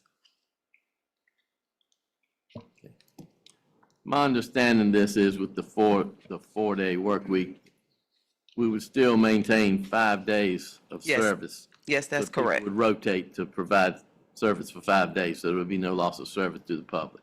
Yes. Just want to make sure everybody understands that. Okay. Anyone else have any questions? I guess my question is about the nurses being able to do telework from home. I ain't never heard of no nurses being able to do no work from home. Suppose we have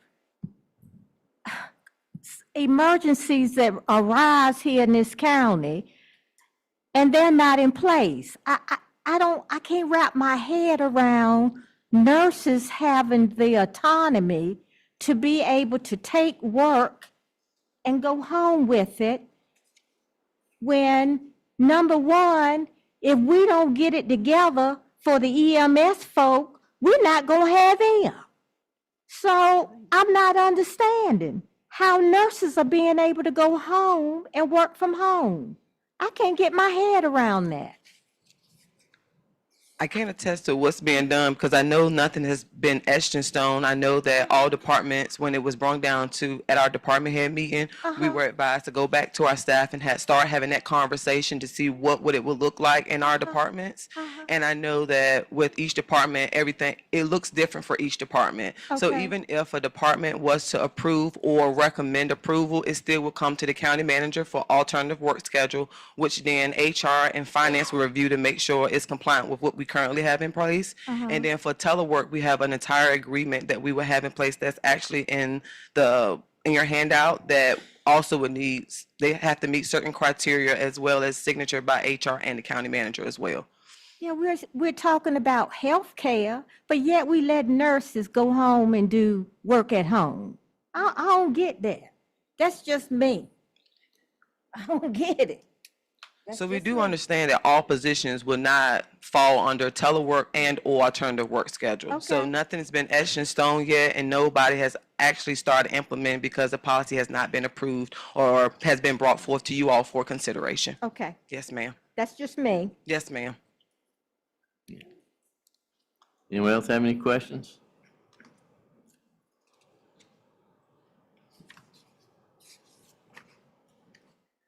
And I know certain things, like you say, are not, this won't work for everything, and they would not be allowed to do this if it's not compatible with your job. So if you're a nurse that actually sees patients, I'm assuming that would be up to the health department to come up with their own plan, but assuming they wouldn't be working from home, but. Also, before I approve anything, I'm gonna share it with the board. Okay, all right. And I I do also just know. want to make note that just because the department proposed a schedule, employees still have the option to remain at their normal 8:35 or their normal work schedule, the 5-day work week. So just because we are bringing in or trying to implement the 4-day work week, they don't necessarily mean that they have to go to a 4-day work week.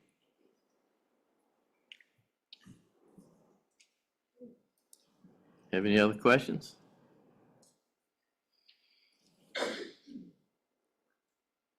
What's the wishes of the board on this item? I think we should leave it up to the department heads to make our county work the best that we can.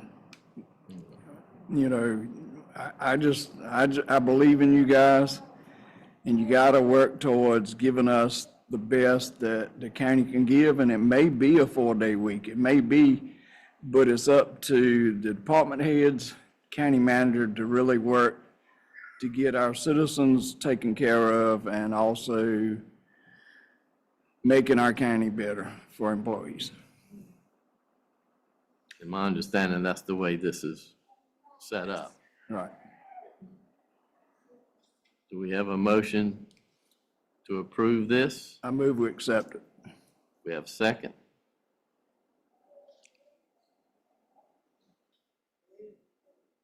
I will second it then. All right.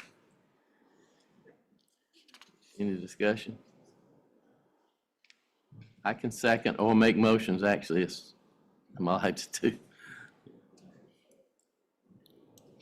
Is that not correct, County Attorney? 100% correct. Yes, okay. Is there any discussion? We'll see how it works. All That's right, my discussion. all right. Well, all in favor signify by saying aye. Aye. I Taylor. Aye, okay. Motion's carried. Thank you. Thank you. Economic Development Matters. All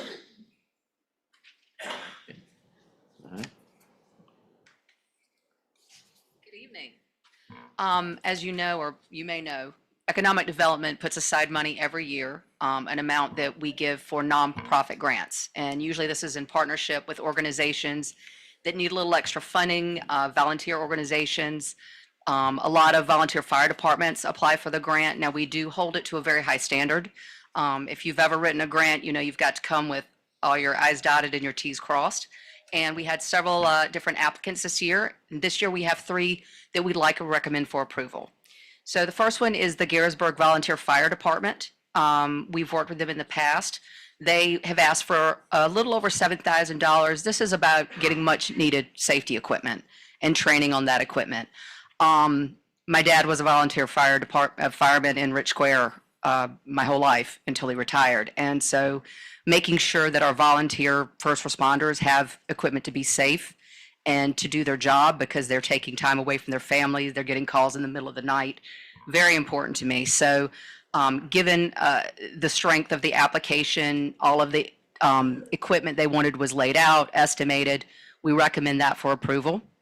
We also got an application this year from Tiffany Smith Law Firm. She was asking for $5,000.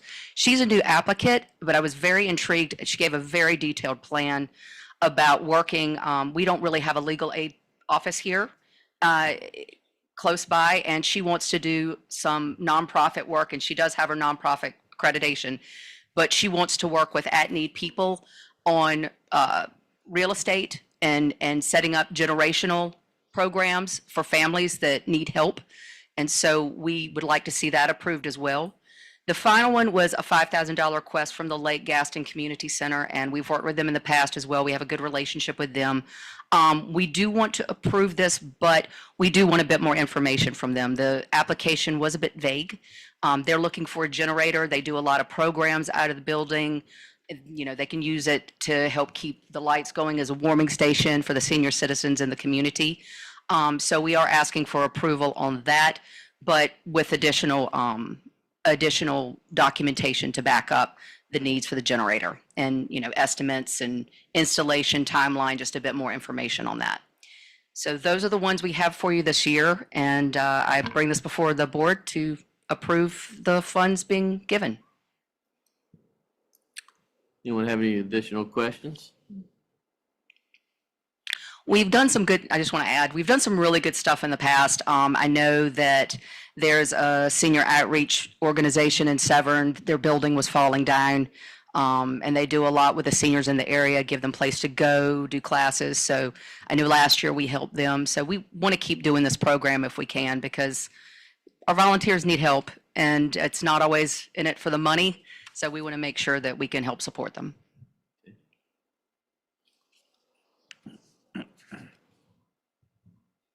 Do I have a motion to approve these grants? Motion to approve? Do I have a second? No second. All right, any discussion? Not, all in favor signify by saying aye. Aye. I, Broadnax Taylor. Aye, motion is carried. These grants are approved. Thank you. Okay.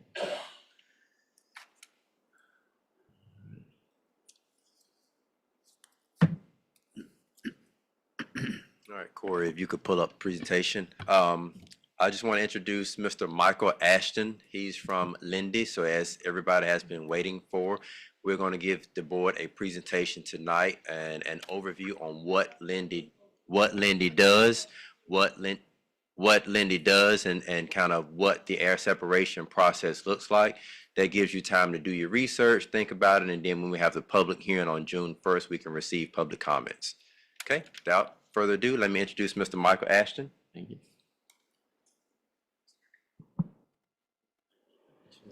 Good evening, Commissioners. My name is Mike Ashton. I do government relations for Lindy, based out of Houston, Texas, and I'm happy to be here with you this evening. Let me give a little bit of a background of our company and the project that we're proposing to do in the county. So Lindy is an industrial gas company. So what does that mean, industrial gases? First off, I want to make sure it is used in a lot of production processes in many products that we use today. You see some of our customers down there, food and beverage, think about carbon dioxide with Coca-Cola and our beverages. that usually is coming from Lindy. Anytime you open a bag of chips, that's preserved with nitrogen. That's produced from, most likely from industrial gas company like Lindy. Samsung, the semiconductor industry, they use a lot of nitrogen. We're involved in SpaceX. Artemis 2 launch used a lot of our gases, such as liquefied oxygen. Manufacturers, so you see a breadth of customers that we service, a lot in the manufacturing industry, food and beverage, steel, etc. So what are some common industrial gases? Oxygen's the most common, nitrogen, argon. Those would be specific to this project we're doing in the county. But we're also involved in hydrogen, neon, helium, carbon dioxide, etc. So many different industrial gases that Lindy produces. We're headquartered in Danbury, Connecticut. You kind of see a breakdown of our key markets. The consumer-related ones, food and beverage, electronics, and healthcare. Healthcare, you can imagine a lot of oxygen required for the healthcare industry. Those would be the key markets that we are targeting for this project. But we are also heavily involved in chemicals and energy, manufacturing, and metals and mining. So they also need our industrial gases as well. Here's our Lindy US footprint. Just kind of want to highlight where we sit today in the northern aspect of North Carolina. You see there's a gap there from where our facilities are, where we see the potential to make some outreach to some customers in Virginia, North Carolina, and Tennessee. So those are the key markets that we are targeting. In citing this location, it was a competitive citing process. We worked with many different states, but chose North Carolina and your county because of some good work that we're working with Derek and the state. So let me go through a little bit about what this manufacturing facility will do and produce. First, we got to go back to the composition of air, because that is the feedstock that we'll be utilizing for our facility. So the air that we breathe is 78% nitrogen, 21% oxygen, and then you have traces of other gases, less than 1%, and one of those is argon. So those are the three gases that we are trying to get out of our facility that are needed by these different customers. So let me walk through the process of how this will work in our facility.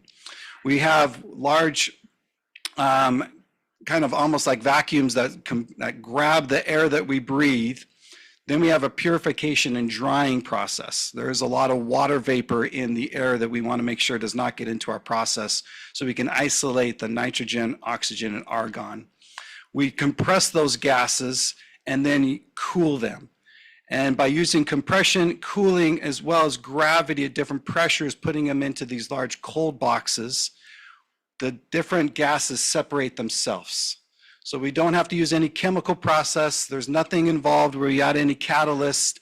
They will, at cold temperatures, negative 250 degrees Fahrenheit, like marbles, they will separate themselves. And then what we take off the top is the nitrogen at liquefied form, the argon, and then the oxygen, store them in tanks, and then ultimately put them in trucks for distribution. So that's the process of how this whole thing will work. So there's a little schematic of what our facility will look like. Wanted to just highlight that that this project in itself will be over $70 million to construct the facility. At full employment, we'll have 20 new employees. Many of them, like, they're operators, but we also have Lindy truck drivers that are Lindy employees. So the truck drivers, so we have what's called a return to base model. So the drivers would come in each morning or day, do some maintenance on the truck, maintenance on the loading bay, make sure they're safe in their distribution out to the facilities. We try to keep it within a 3 to 4 hour radius to have them come back and then be ready the next day for another load. The average employee, the average salary for each employee is $87,000. And so we feel like it's a good paying job. We really want to hire local. We really want to make sure in our construction process, as well as when we're looking for these new employees, that we reach out locally, work with community colleges, work with the local Chamber of Commerce's, making sure that the vendors know that we're under construction, local vendors can make sure they know the process so we can utilize them and then get some job fairs and opportunities for local employment. The project we are estimating right now is probably the fourth quarter of 2028 is when we'll have this all started up. It is about a 12-month construction process. So we're looking at sometime in 2027 to begin construction. So we're still kind of an early phase here as we are still we've chosen the site. Now we've got to work together with our vendors to get the equipment ready for construction. Just wanted to highlight, this is the cold box. It is 137 feet. This is part of the Linde technology that's required to make sure we have these gases separated. This is just an illustration of what it would be like from this view as well. So kind of wanted to go through a little bit about the permits that are required, the environmental aspects of our facilities. There are no air permits that are required for our facility because essentially it is the air that we breathe.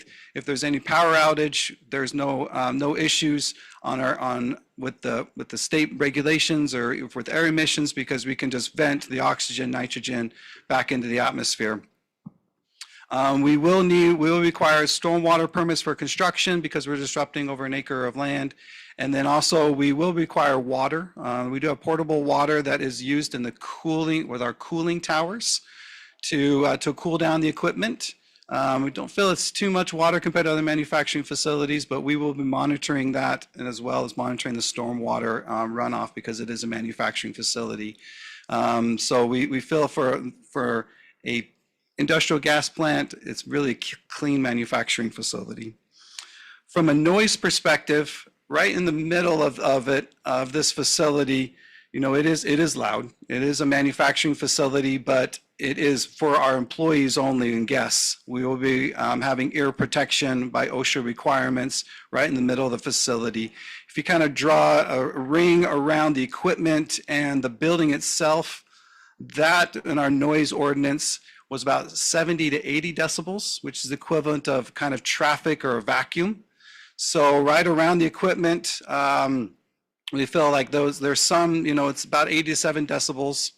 And then you got to the fence line. So if you kind of go off to the roads around this facility, the way that we've illustrated it here, that is about 60 decibels, which is the conversation that we have back and forth. So you kind of can see in the middle and then spreading out the noise. Hopefully we're going to mitigate it as best we can with barriers, vegetation, putting the loud equipment as far back as we can in the facility, but we do not anticipate any impact at the fence line. For truck traffic, as I mentioned, we'll be doing trucks and distributing this out from the facility. At full operations, we're estimating about 20 trucks per day.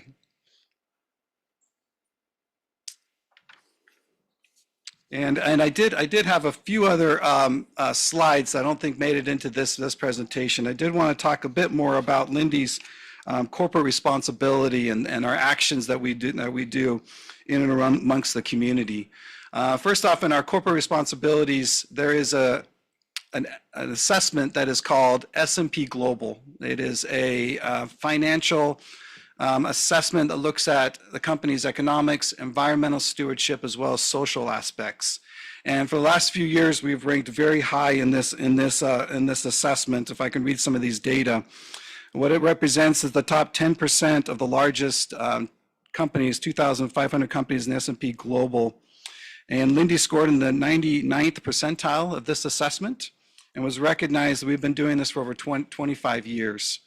Linde is also a leader in diversity in our hiring aspects, hiring many minorities as well as women. Diversity, that's a big impact for us that we really try to emphasize. We run in our efficient technologies. We have done a great job in reducing the amount of water that's required and also reducing our emissions. For other facilities, this facility, again, we don't have any. And then we try to do everything we can from an environmental aspect to make sure we get clean electricity into our facility.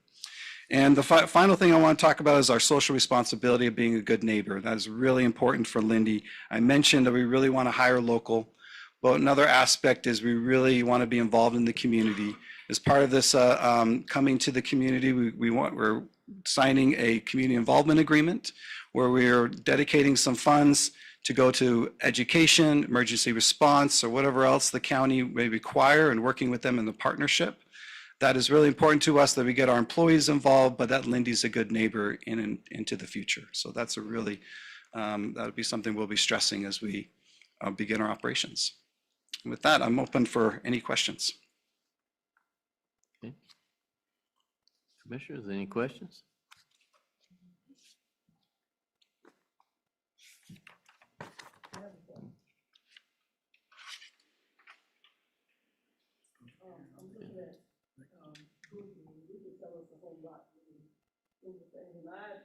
The harm that it has on the community, and environmental and water pollution, water contamination, soil and groundwater contamination, regulatory fees, industrial and chemical safety hazards. Some economic and poor controversies, wherein health funds, settlement, Lindy's healthcare subsidies, Medicare paid a massive $25.5 million settlement to resolve claims that it defrauded federal healthcare program. So now, you're talking, I mean, you need to tell it all. Yeah. You No. don't tell something, Okay. not tell it. All right. Let me speak. Because there is a hazard and you know what comes with it, so, be real and put it on the table. Well, I explained exactly what this facility itself will do from the environmental standpoint. We use potable water for our processes. We have not had any contamination with this facility. We do have other, when you look at industrial gases, we do produce nitrogen, we do produce hydrogen and helium as well. And we have working with the state to make sure that when we do have discharges from those operations, that we are in compliance with the permits. Well, the explosions on this was, again, hydrogen would be the issue on that. Safety is a big priority for Lindy. We have many experiences where we've not had any issues. The industrial gases that we're dealing with, you think about oxygen and nitrogen. Yes, they do have the capability of being explosive, but that is something that is mandatory for our safety, that we make sure that we contain it all. And if you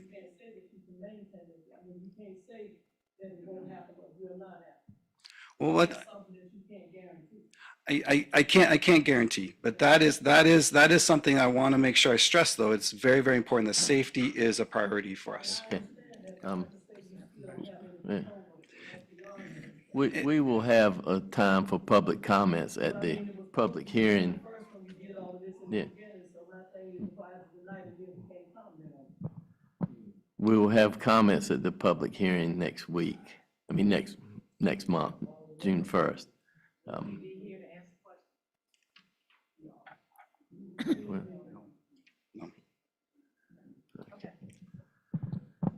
And hydrogen is the one that's highly explosive. That will not be processed here. Okay. All right. Well, okay. All right. All right. Any further questions for Lindy from the board? No. All right. Thank you. I'll just cover so that the board has time to review and think about some of the proposed agreements that we'll discuss on June 1st. Corey, can you pull that presentation up?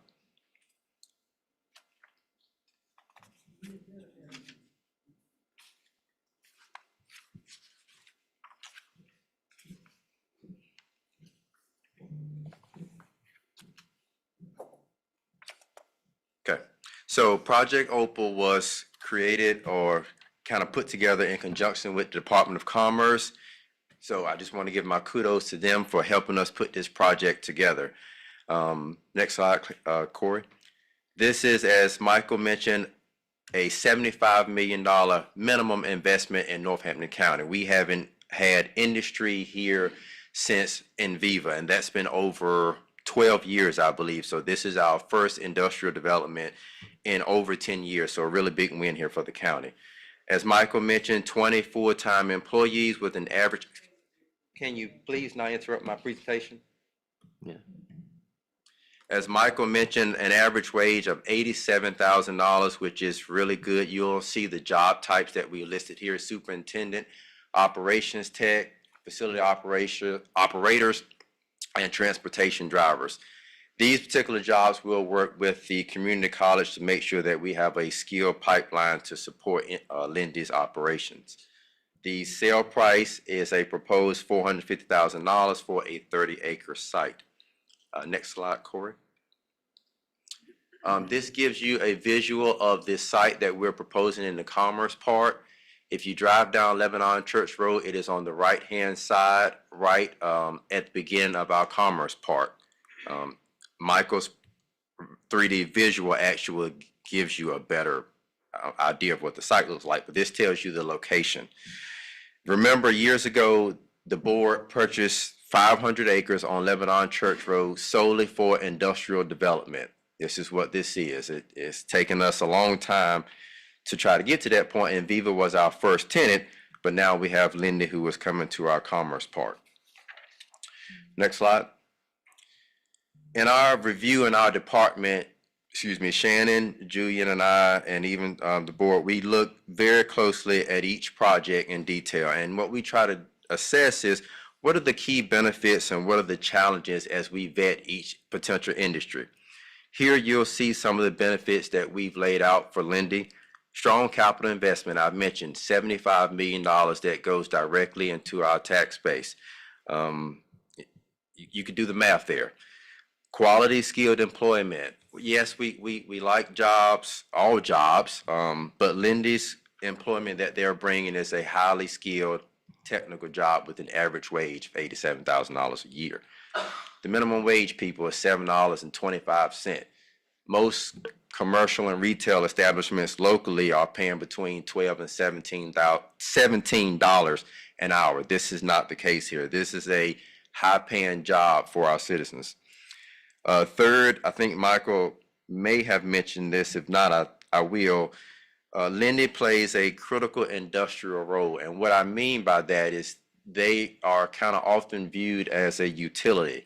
So if you kind of think about what your needs are from an industrial standpoint, you need water, wastewater, gas, electricity, broadband, and so forth.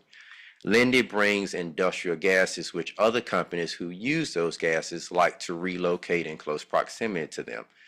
Prime example, let's look at Hertford County's Nucor. Nucor came years ago. As a result of that, they now have U.S. Forged Rings, which is over a $500 million investment. They want to be located directly beside who supplies their materials. Same thing could happen with Lindy. Beverage manufacturing, pharmaceutical companies, whatever it may be, whoever uses those gases wants to be located close to Lindy. Low environmental impact, they don't emit any hazardous waste. I think I've heard that myth, so I'm glad Michael was able to touch on that. The only thing that is emitted is what's extracted from the air. Expanding utility availability. So because of this project, in conjunction with the state, we now have additional utility capacity in our Commerce Park to attract other industry. And then lastly, the viability and sustainability of the air separation industry. Lindy has been in business for years, and it is a reputable, strong, financially sound company. Some of the challenges, let's talk about some of the things that we weighed on. Increased utility usage. Air separation facilities naturally use a lot of water. Our Commerce Park does have the capacity to support their operations.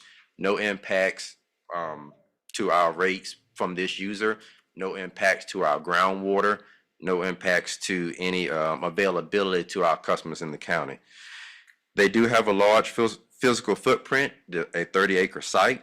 Some may consider that a challenge because they may say that the cooling tower is an eyesore or is a large facility.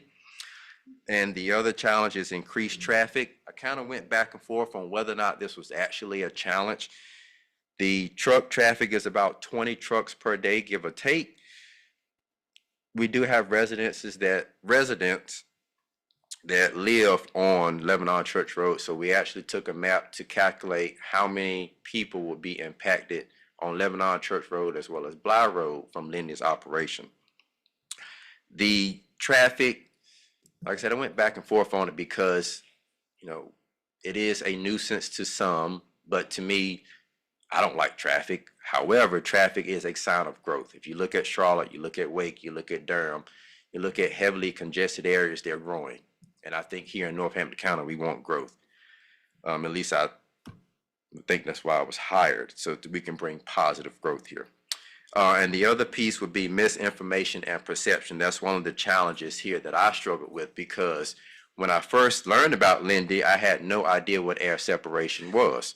And so I think we do have a challenge to educate our citizens and the community on what an air separation facility is, and actually what they do, how the process works, and the impacts. Questions before I keep going? Okay, next slide, Corey. All right, so here in your package, and it is publicly available, you'll find the community, looks like, go back, Corey. No, sorry, no, you're back, go back. You'll find the community inducement agreement as well as the community impact agreement. Community inducement agreement is the same thing as an incentive agreement. That's all it is. That's just a technical term for it. In the agreement, you'll see what the incentives are that we are proposing to Lindy. Why do we have incentive agreements?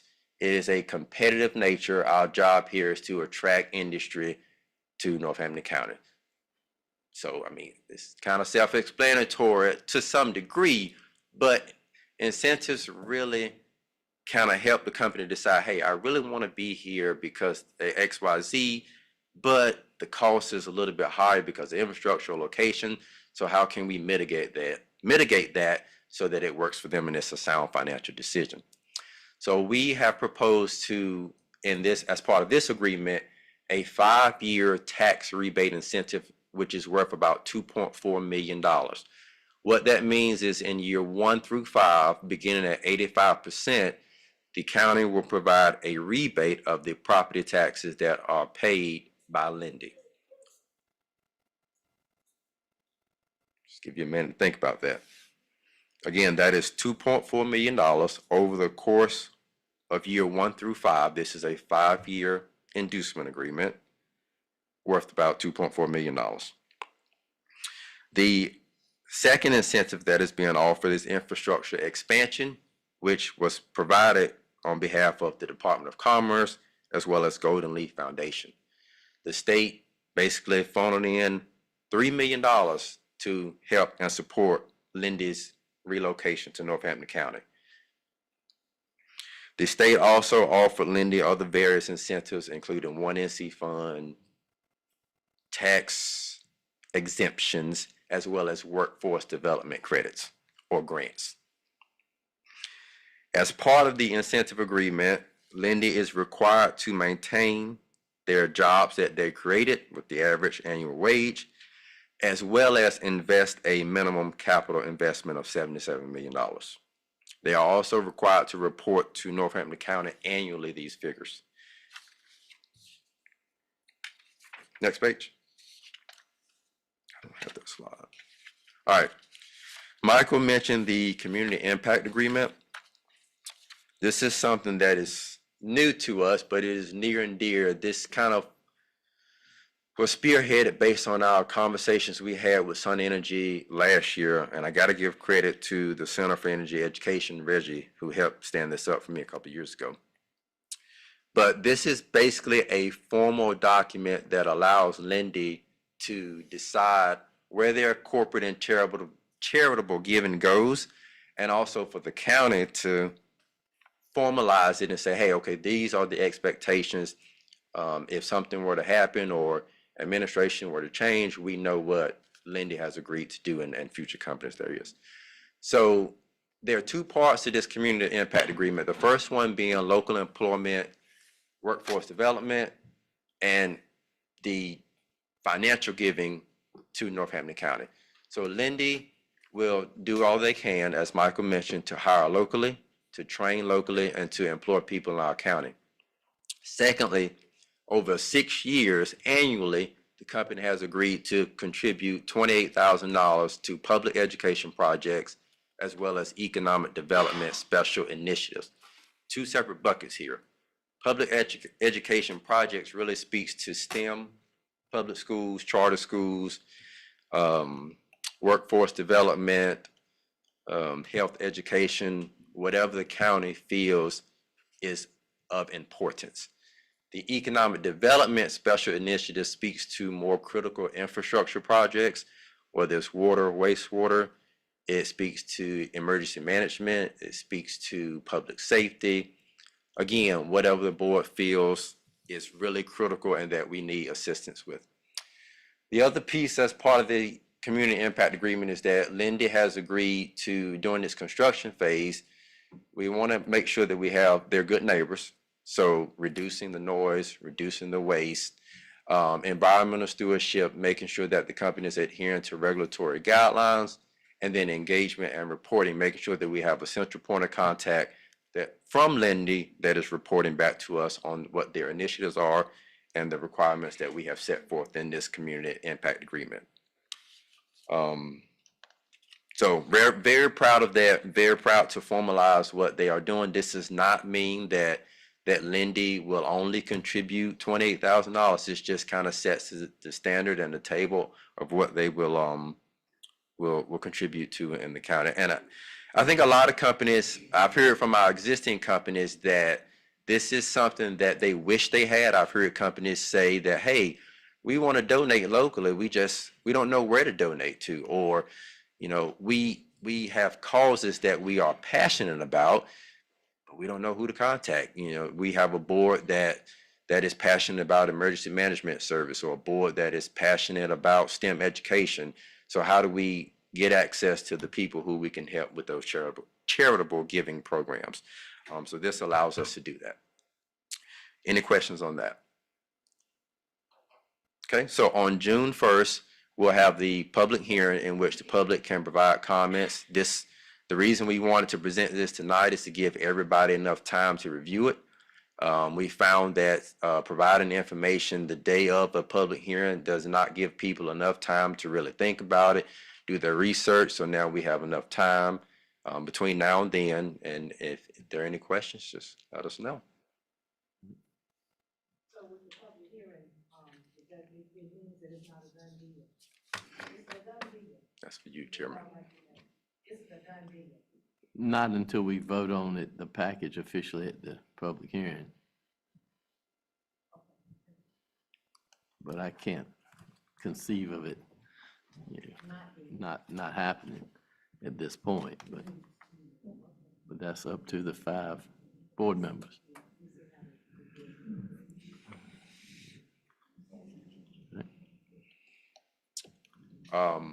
Board members, any questions from me or Michael while he's here about air separation process, what it is, how it impacts citizens, community, benefits, challenges, anything?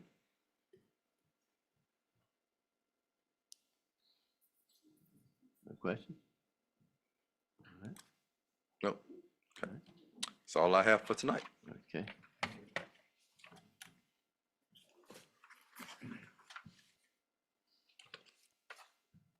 Derek, the land was in here. Yeah, I thought, yeah, since we're short. Okay, all right. All right, the next item is the tax department matters. Good evening. I'm before you with several items to bring before you. The first being a contract for OMG services, our Printronic printers, very big, expensive printers that we print reports off in the tax department. Also bring before you ad valorem tax appeals in the amount of $2,206.57. Also bring before you motor vehicle appeals in the amount of $1,480.59.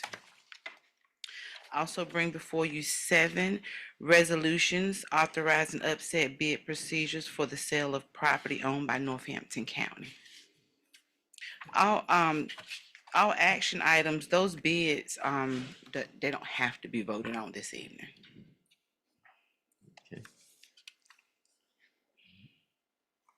Does anyone have any questions? The contract for the printer, is that in the budget, I assume?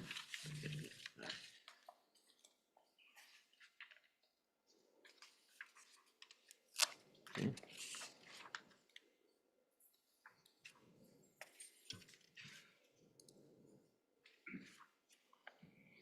Can I get a motion to approve the contract on the printer? I move we approve the contract. Do I have a second? Second, All in favor signify by saying aye. Aye. I, Broadnax Taylor. Aye. Motion is carried. That's approved. Can I get a motion for the Avalon tax and motor vehicle tax appeals? Move we approve. Second, All in favor signify by saying aye. I, Broadnax Taylor. Aye. Motion is carried. Okay, we got several of the upset bids. Is it the wishes to vote on them tonight, or we would like to think about them?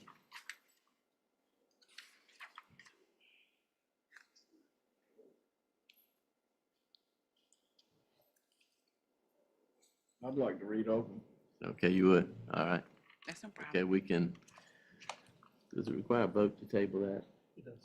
Okay, do I have a motion to table that till next meeting so that we can have time to read over them? I'll say move. We have a second?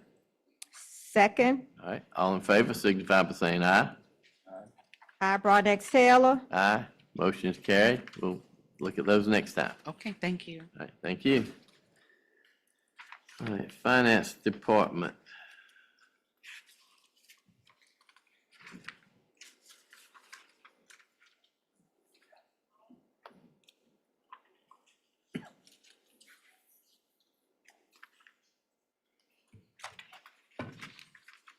Good evening, Commissioners. Good evening. The first item I have for you tonight is the March 2026 monthly financial report.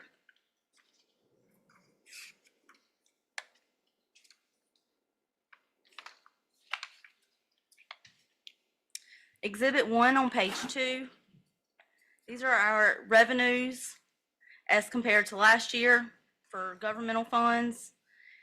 Our revenue percentage is at 80.1%, which is an increase from last year by 1.4%. On page 3, our Avalon taxes collected, the total collected was 24.2 million. The 24.2 million is comprised of 23.2 million in current collections and 1 million in prior year collections. Current year collections equate to 93.98% of the total tax levy. Page 4. In March of 2026, or in March of the fiscal year, we expect our expenditures to be around 75%. So our expenditures, like I always do, I will point out the outliers. As you can see, about 5 items up from the bottom of the page, our medical examiner budget is at 574%.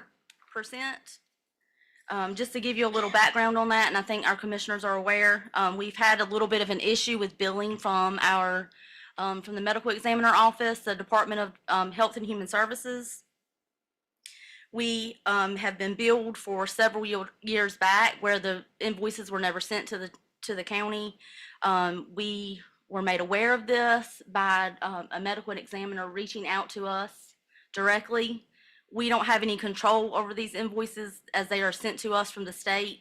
So we are currently working with the Department of Health and Human Services to reconcile those, to make sure that that we have received everything. Everything we have received has been paid, and that's why that's showing that amount. But we want to make sure that all invoices have been received and that our medical examiners, we're all on the same page so that everything can be caught up. And once we get that reconciled, I will be coming before the board with a budget amendment to increase that budget. On page 5, you can see our other departments. The only other items that are over the 75% are going to be your contributions that are paid at 100% at the beginning of the year. Our overall expenditures are under the expected 75 at 69.2%. Page 6. Exhibit 4 is our enterprise fund. Our revenues are currently over expenditures by $316,000. Exhibit 5 is our Gettysburg Water and Sewer District. This is a fund that we are continuously monitoring. Our revenues have increased from the prior month by 7.6%. I did an estimated projection on what I expect the revenues to be by the end of June. And I'm projecting those revenues to be around $616,000. So we're closely monitoring those expenses so that we don't have to contribute or loan this fund any money to cover expenses. Exhibit 6 is our solid waste fund. Our revenues are over expenditures by $521,000.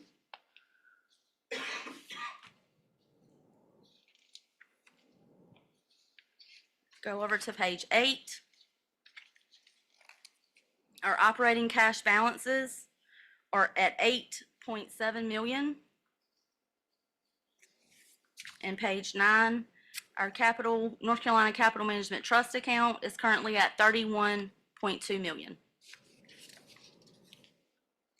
Are there any questions?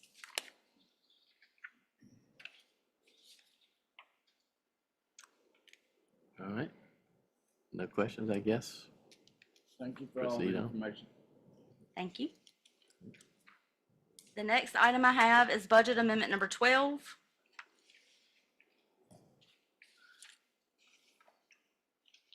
This budget amendment totals $58,465. We are increasing our revenues and expenditures. That amount includes our health department. We received an updated agreement addendum from the North Carolina Department of Health and Human Services for $3,590. Our recreation department received donations and sponsorships in the amount of $3,350. Our sheriff's department received an AKC Reunite K-9 Cop grant in the amount of $7,500. Our veterans office received a grant for $20,000 from the North Carolina Department of Veterans Affairs. And emergency management, our HEMPG grant, we are moving unspent grant revenue forward from the previous year in the amount of $21,325. And we received grant revenues for a reimbursed training grant in the amount of $2,700.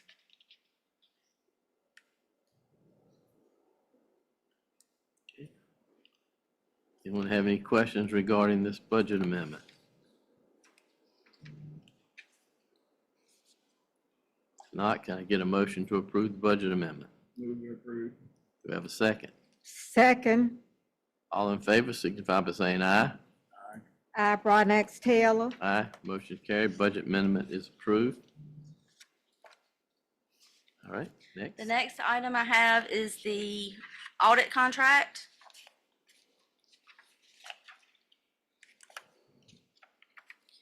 While this is a renewal, we are required by the LGC to present this to the board on an annual basis.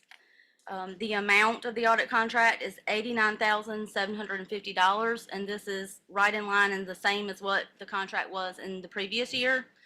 This has been budgeted in the upcoming fiscal year, and no funds will be spent for this audit until July 1. Okay. And just to give some insight, after this contract is approved by this board, we then have to turn the contract in to the LGC, and they have to approve the contract as well.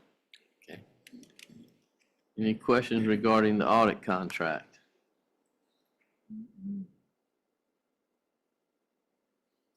If not, could I get a motion to approve the contract?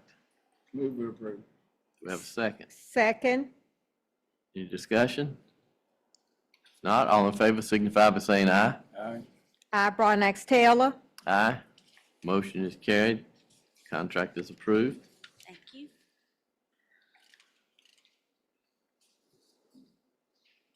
The next item I have is the travel policy update. Just to give a little bit of background, this policy has not been updated since 2018.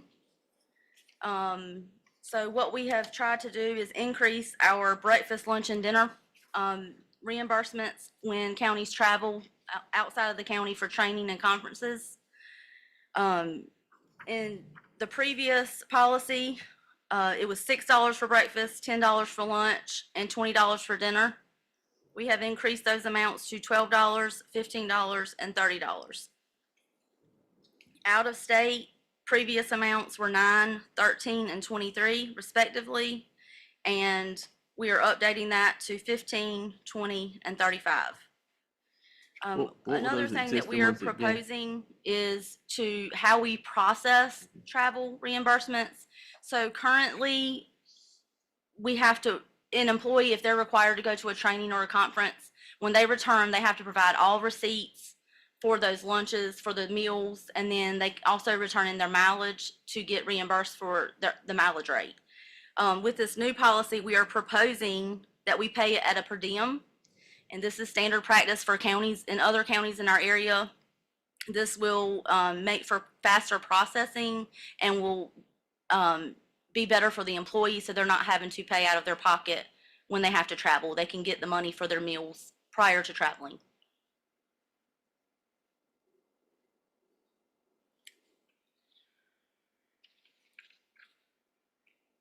And this does not have to be approved tonight if you would like to review it in more depth. Okay. What were the current rates for the out of state?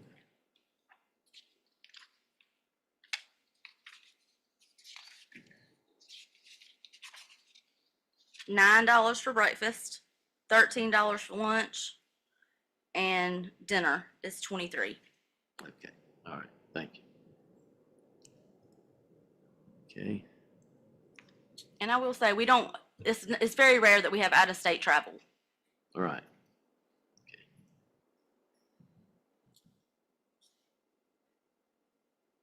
What are the wishes of the board? You want to think about this or vote on it tonight?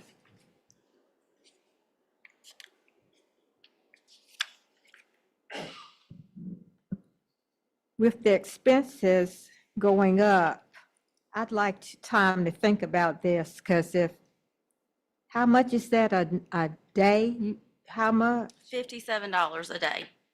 And now, that doesn't always mean that someone's gonna get breakfast, lunch, and dinner. It really depends.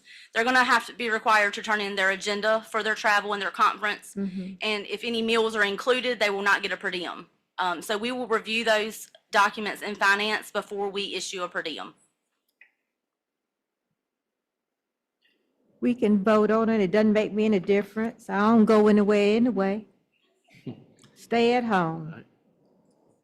Do we have a motion to approve this new policy then? I move we approve the policy.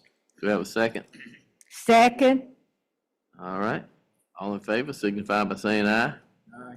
I, Brian X. Taylor. Thank you. Aye, Mhm. motion carried, It doesn't make me any difference. new policy is approved, okay.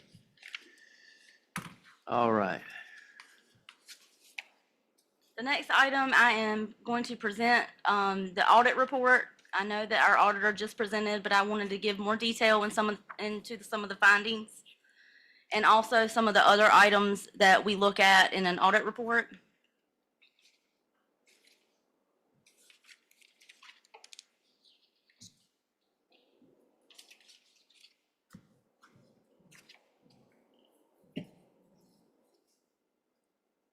So I took a little bit of a different approach this year. Last year, we only reported on the findings. And this year, as staff members and board members, we are offered trainings on how to read audit reports and different things through the School of Government and NCACC, and that's something that's not offered to the public. So I kind of wanted to give some insight as a resource for our citizens as well. So there are 6 things that you really want to look for in an audit to determine the financial health of your county. The audit opinion, your management's discussion and analysis, your statement of net position, general fund balance sheet, your enterprise funds, and the compliance section. Next slide. There are 2 types of an audit opinion. The first being the unmodified opinion, which is what Mr. Thompson presented on tonight. Our opinion was unmodified. This is also known as a clean opinion. This means the financial records are presented fairly and accurately and in accordance with federal and state accounting rules. A modified opinion, there are 2 different types. There's an adverse and a disclaimer. A modified opinion is an immediate red flag and could indicate missing data, misstated records, or the entity restricted the auditor's access. Next slide. So this is the actual opinion that is listed in the audit. This is a snippet directly from the audit. And I wanted to also give you, we are going to post the audit tomorrow morning online if anyone wants to open that and review it. And the page number that this is on page 142. And again, our financial statements had an unmodified opinion, and major federal and state programs also had an unmodified opinion. So the next item is our management's discussion and analysis. We also refer to that as our MD&A. Next slide, Corey. This is written by the local government's management and serves as an executive summary, giving the year in a snapshot. This will also show things like your major changes in revenue, your major capital expenses, changes in long-term debt, net position, general fund, fund balance. Next slide. So this is a snapshot of the financial highlights in the audit. That is also, that is on page 4 in the audit report. As you can see, it reflects our net position for the county. It also breaks down your net position for your governmental activities and your business type activities. It also talks about your governmental fund balance and also your unassigned fund balance. And then it also talks about your general obligation debt, which ours has decreased by 1.5 million in fiscal year 24-25. Next slide. Our statement of net position, this should be a positive number. A negative number would mean that long-term liabilities outweigh your assets. This can help you see things like your long-term health of the county, a comparison of the most recent, previous, and current year, and your growth, governmental activities, and your business type activities. Next slide. This is the statement of net position that is in the audit on page 8 and also again on page 12. It's very small and it's hard for you to see. But to the right, under 2025 at the very bottom, which is the number that Alan also presented when he was here earlier, our net position for the government activities and business type activities is 51.7 million. Next slide. Your general fund balance sheet. The balance sheet can show the county's short-term liquidity. You want to look at this and look at your fund balance percentage. Has your fund balance grown or has your fund balance decreased? Fund balance is closely monitored by the LGC, and while there is no legal minimum, which Mr. Thompson also presented on, We should never be below 8%, which equates to 1 month's expenditures. The LGC considers a unit to be healthy with a 20 to 30% unassigned fund balance. Next slide. So as you can see, this is the county's balance sheet account, which is located on page 14 of the audit report. If you look to the left, close to the bottom, you can see the unassigned fund balance number at 23.6 million, and that equates to 55.84%. Next slide. Alan also touched on this. We also want to look at our enterprise and our proprietary funds. This is the county's water and sewer fund and our solid waste fund. We need to verify that these funds are self-sufficient. This can be done by ensuring that your net cash provided by operating activities is positive. Under North Carolina rules, enterprise fund revenues must be used to support the system itself. Also, we want to look at the transfers from enterprise fund to general funds. We want to make sure that they are covering legitimate shared administrative costs rather than making a general fund budget deficit. Next slide. This is our proprietary fund net position. And as you can see, our water and sewer net position is positive by 1 million, increased by 1 million, and our solid waste net position increased by 187,000. If you look at the second column, you will see that our income loss was 160,000. Mr. Thompson also presented on that as well. We made a transfer from the general fund of 348,000 to cover the deficit. And we are anticipating our solid waste fund to become back healthy, and when that does, we will pay the loaned money back to the general fund. And there's also a transfer in our major water and sewer fund, and that was from a damaged well, and we received insurance money for that, so that money was transferred into that fund to pay for those costs. Next slide. The next and the last is our compliance section. This section is where the audit findings are identified. This is where you will see failures in local accounting practices and local policies, things like inadequate oversight and issues with internal controls. Statutory violations are also identified here. There were 9 total findings in the fiscal year 24-25 audit. One of those findings was directly related to the Department of Social Services Medicaid program. 8 were directly related to finance. 3 of the findings are repeat findings. And if you will recall, I presented to the board the audit findings last year on September 15th of 2025. In that report and in that presentation, I talked about the 3 findings that we would see on this report again. And those are those 3 findings, because those deficit fund balances spanned over a period of years, and I talked about having to do some significant research to determine how we can fix those. So that is why those 3 findings are there again. And just to give you, those findings are finding 1, 3, and 4.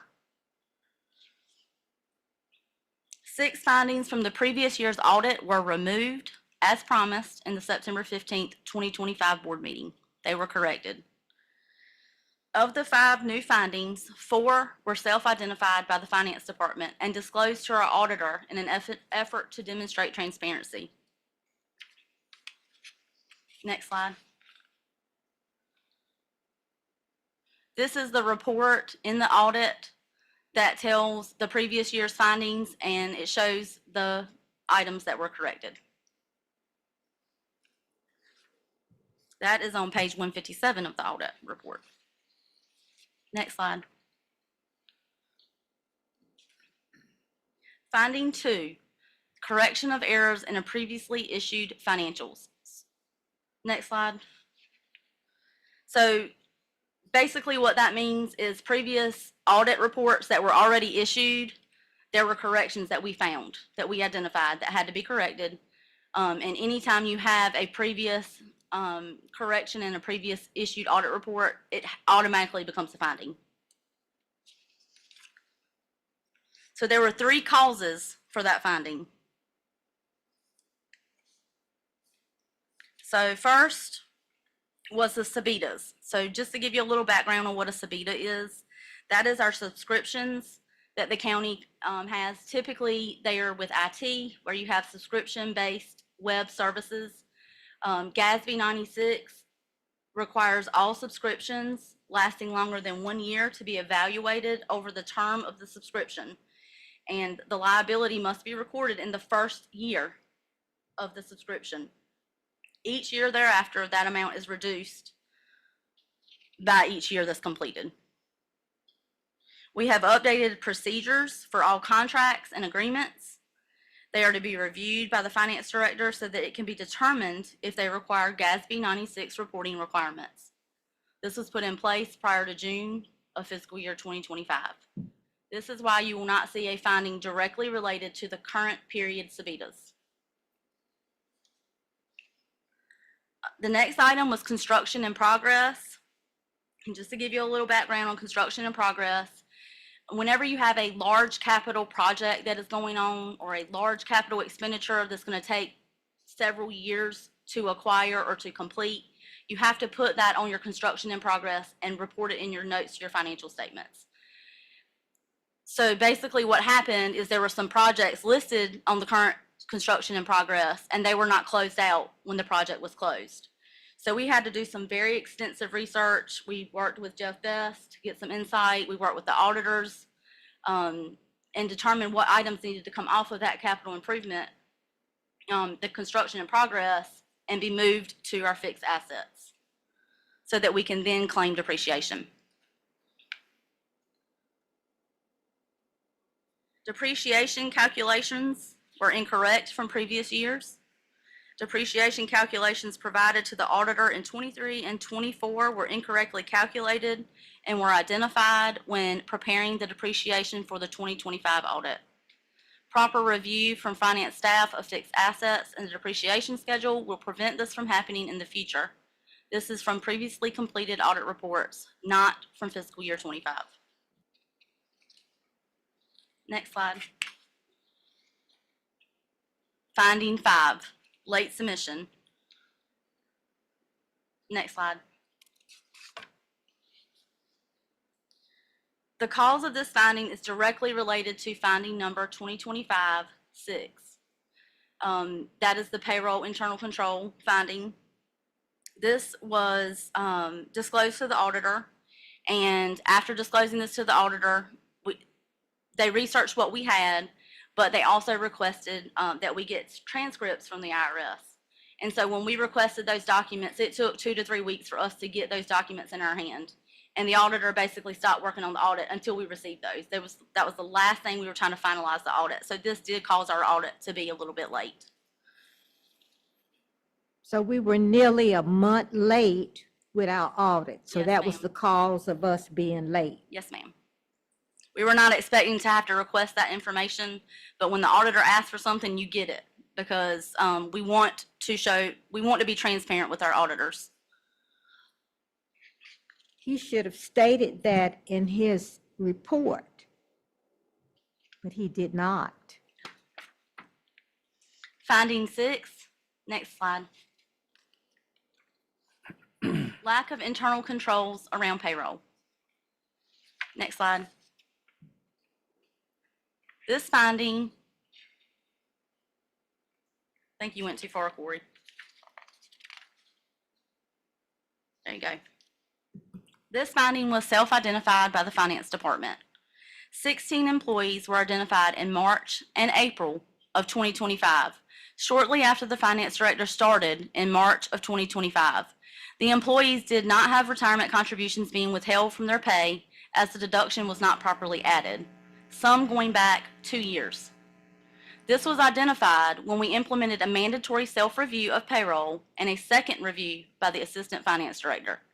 This creates segregation of duties and strengthens internal controls.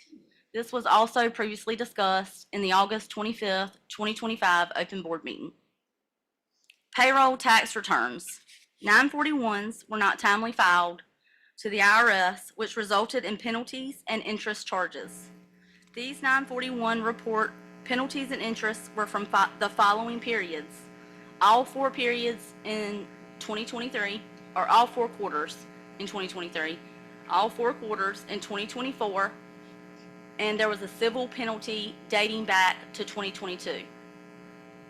Standard operating procedures were created in March of 2025, and the payroll specialist was trained on completing the report and filing due dates. There has also been cross-training on this reporting. The previous finance director was completing the 941 prior to that period. Next slide. Another part of this finding is that we had department heads not signing off on timesheets. This was also identified in March of the start of my tenure here. Finance staff were trained, and policy and procedures for departments to sign off on timesheets were sent to department heads in an email on April 4th, 2025. This email let departments know that timesheets could not be processed without department head approval. Next slide.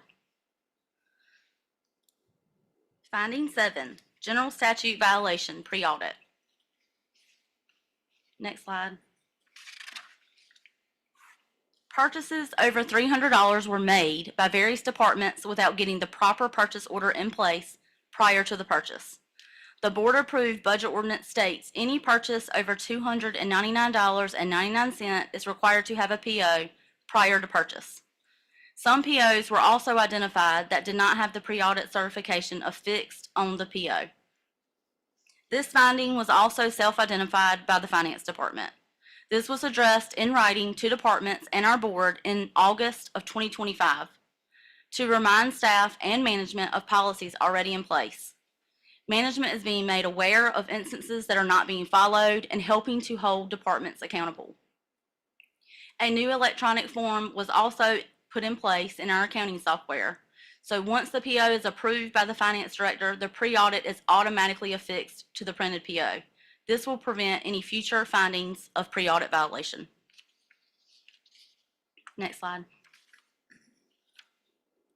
Finding 8, lack of internal controls around credit cards. Next slide. Adequate support was not provided for backup for 7 of the items tested, and credit cards were used by other county employees who were not the credit card holder. This finding was also self-identified by the finance department. In August of 2025, the county's current policy was disseminated to all department heads and board members. A few reminders were included in writing on processes and procedures around credit cards, and that policies would strictly be followed and enforced in the finance department. Management is being made aware of instances that are not being followed and helping to hold departments accountable. Next slide. So that's my presentation. I gave you some of my resources that I used to prepare this report.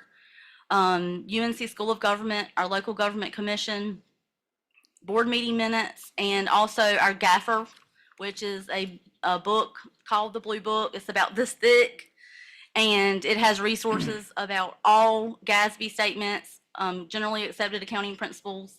I refer to that book all the time.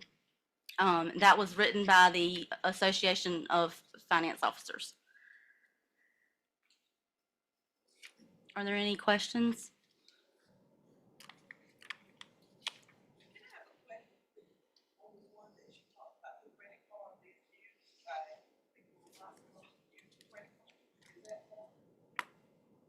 Yes. So we are the only people that are allowed to have credit cards are our board of commissioners and our department heads. So a lot of times when employees will travel, the department head will book the employee's room on their credit card, because that is an astronomical expense for an employee to have to take on. And hotels just do not, they will not accept checks anymore. They haven't done that in years. And so one of the things that we are looking at doing is changing The card never left the department head's hand, but because it was booked, the room was booked for another individual, it appeared as though someone else was using those cards. And that is what was written up by the auditor, so that is what I'm reporting. So another person didn't actually use No, it. It the just room looked was that way registered. Because Yes, if I booked a room for Julian, it was Right. my card, it would show up and I did, Julian's name on my card. I did talk to the auditor. I did talk to the auditor about that, and their recommendation was to update our policy. Because from what they can see, it appears, I mean, it looks like the person could have taken that card with them. Yeah. But that's not what's happening. Okay. And what you're referring to is called the working papers or the work papers that they supply you with all the findings. Yes, And that's kept in a file, so if anyone wants to. correct.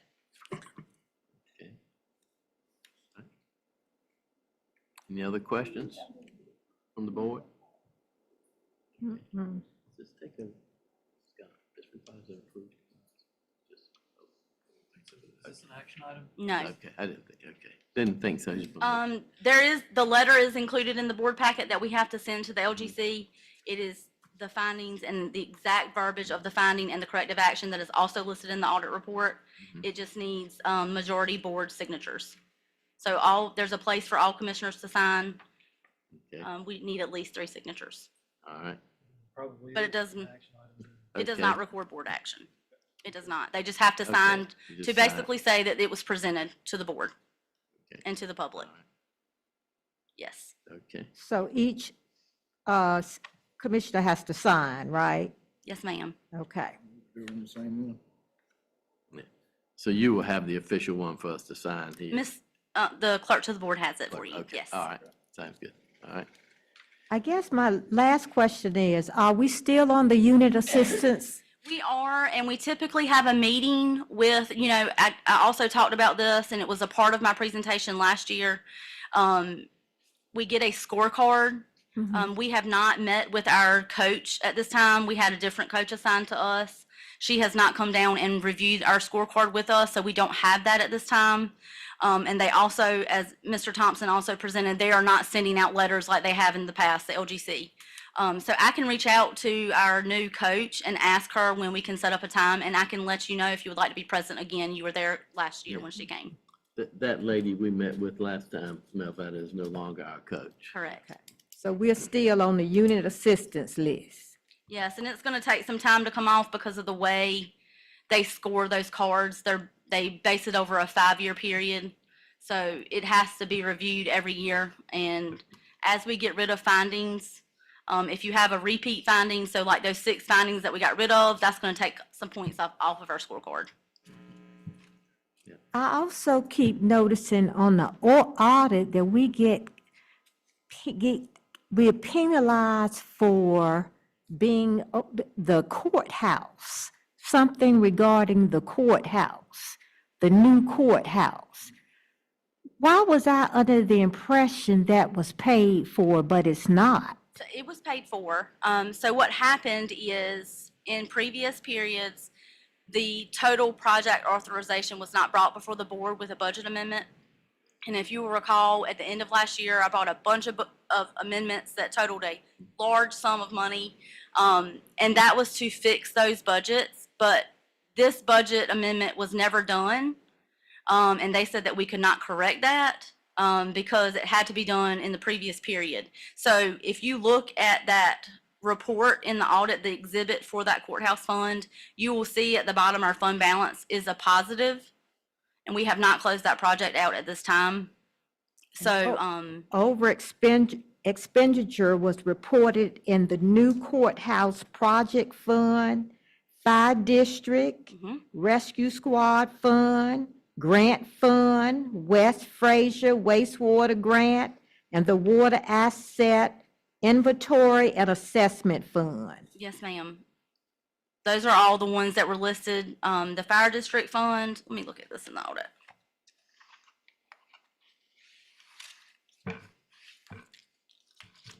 I just was under the impression the courthouse was just paid for. It has been paid for. So what that finding means is the budget was not set to where it needed to be. So while we had the funds to pay for it and they have been paid, a budget amendment was never brought before the board to increase that budget amount.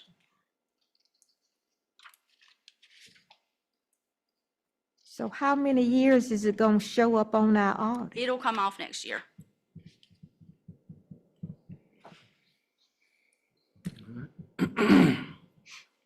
Anything else? All right. Thank you for your presentation. Thank you. Sorry it took so long. That's okay. All right. Now it's time for county manager and board comments. County manager? Good evening again, everyone. See, I just wanted to make a couple of comments on EDC. I just wanted to let everyone know how that works. We do have a strategic plan and a comprehensive plan that we work on and work through.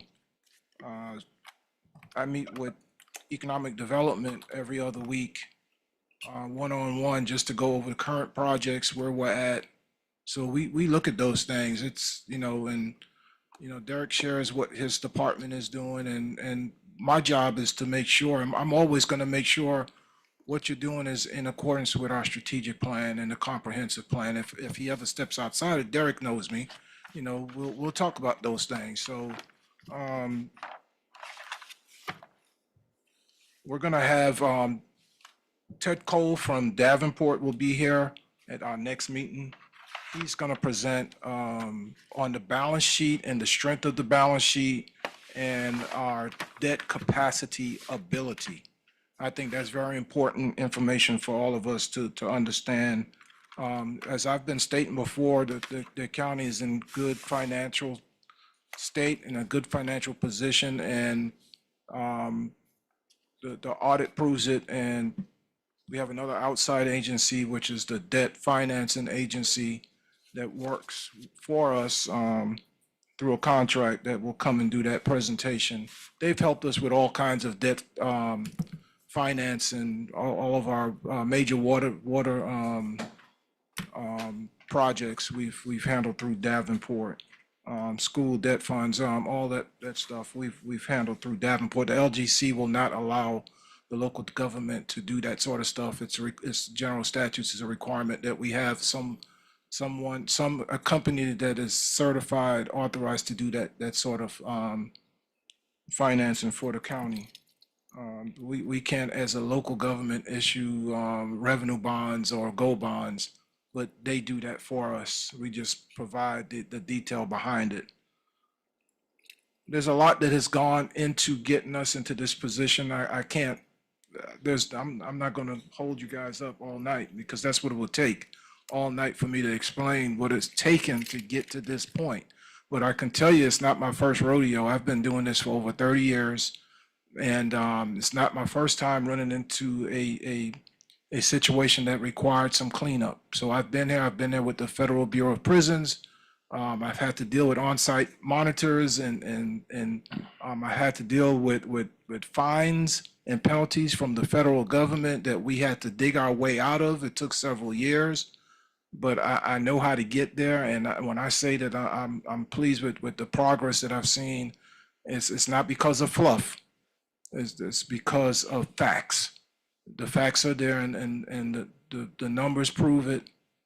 And the staff that we have, we got a couple of staff members are here today. I'm proud of what you all have done. The ones who are still here, proud of you all, because we've come a long way. We've come a long way. So keep your heads up. Someone always tells me that at church. I have a deacon always comes to me and says, "Keep your head up."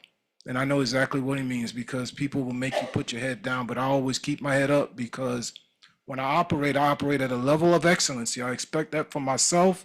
I expect that from my staff. I expect that we will give the same thing back to Northampton County. My goal before I leave here is to ensure that we improve Northampton County the living experience for the residents in Northampton County. You know, I always say not on my watch. We're not gonna allow any bad things to come into the county that's not good for this county. And we will always be transparent. We're working on different reports, different systems that will improve that. You will see it over time. Like I said, I could speak for a very long time on those things, but you know, I rather show it. You know, that you show it, you can show it better than you can say it. So Davenport will be here.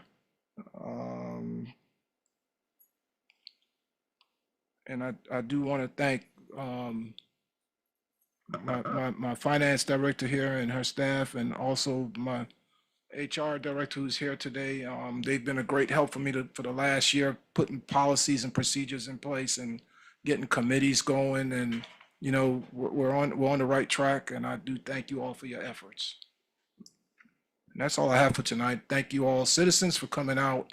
Do appreciate you all coming out and showing what you're feeling and what you're going through. It's not on deaf ears. We're listening. May not say a whole lot, but we're listening, and we're going to do the best that we can for Northampton County.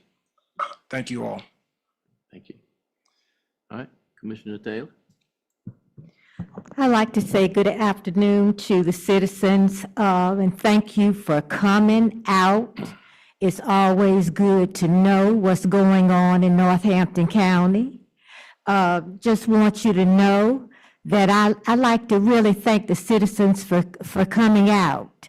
And you all elected, if you didn't elect me, that's good. And if you did elect me, I want you to know, I think about what my grandmother used to say to me. Every shut eye ain't sleep, and every goodbye ain't gone, and every how did you do just didn't get here. And I'm here to speak up on behalf of the citizens of this county. And sometimes that's very hard. It's very lonely sometimes when you're out here by yourself. But I will continue to do so. So I ask for your prayers, and I appreciate you. So again, have a good evening. And again, thank you for supporting and your love for Northampton County. Good afternoon. Yes, I'd like to say thank you for coming out. I would like to really thank all our county employees. I think these guys are really working hard. Department heads are spearheading some really good things from our county employees, but I do want to thank everybody in the county, and I have to say a special thanks to the EMS. They were out at my first grandchild's problem the other night faster than I could get across the street. So I do thank them. It's an important part of Northampton to be there on time. So I am a granddad, but I do appreciate them for being there for the problem she had last weekend. So I do want to say thanks, and be careful. Farmers are beginning to move a lot with the equipment, so be careful out there. Be safe. Thanks. I'd like to thank everybody for coming and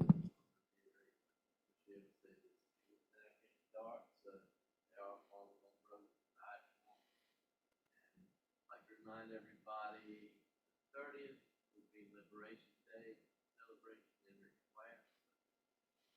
Plan on coming to that if you can. Thank everybody for coming out tonight.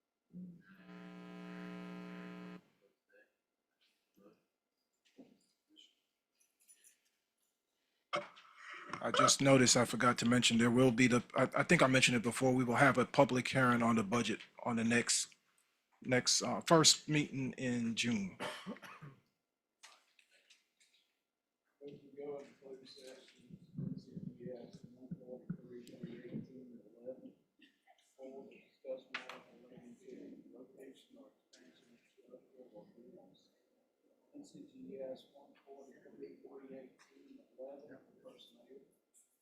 Second. Second. Aye.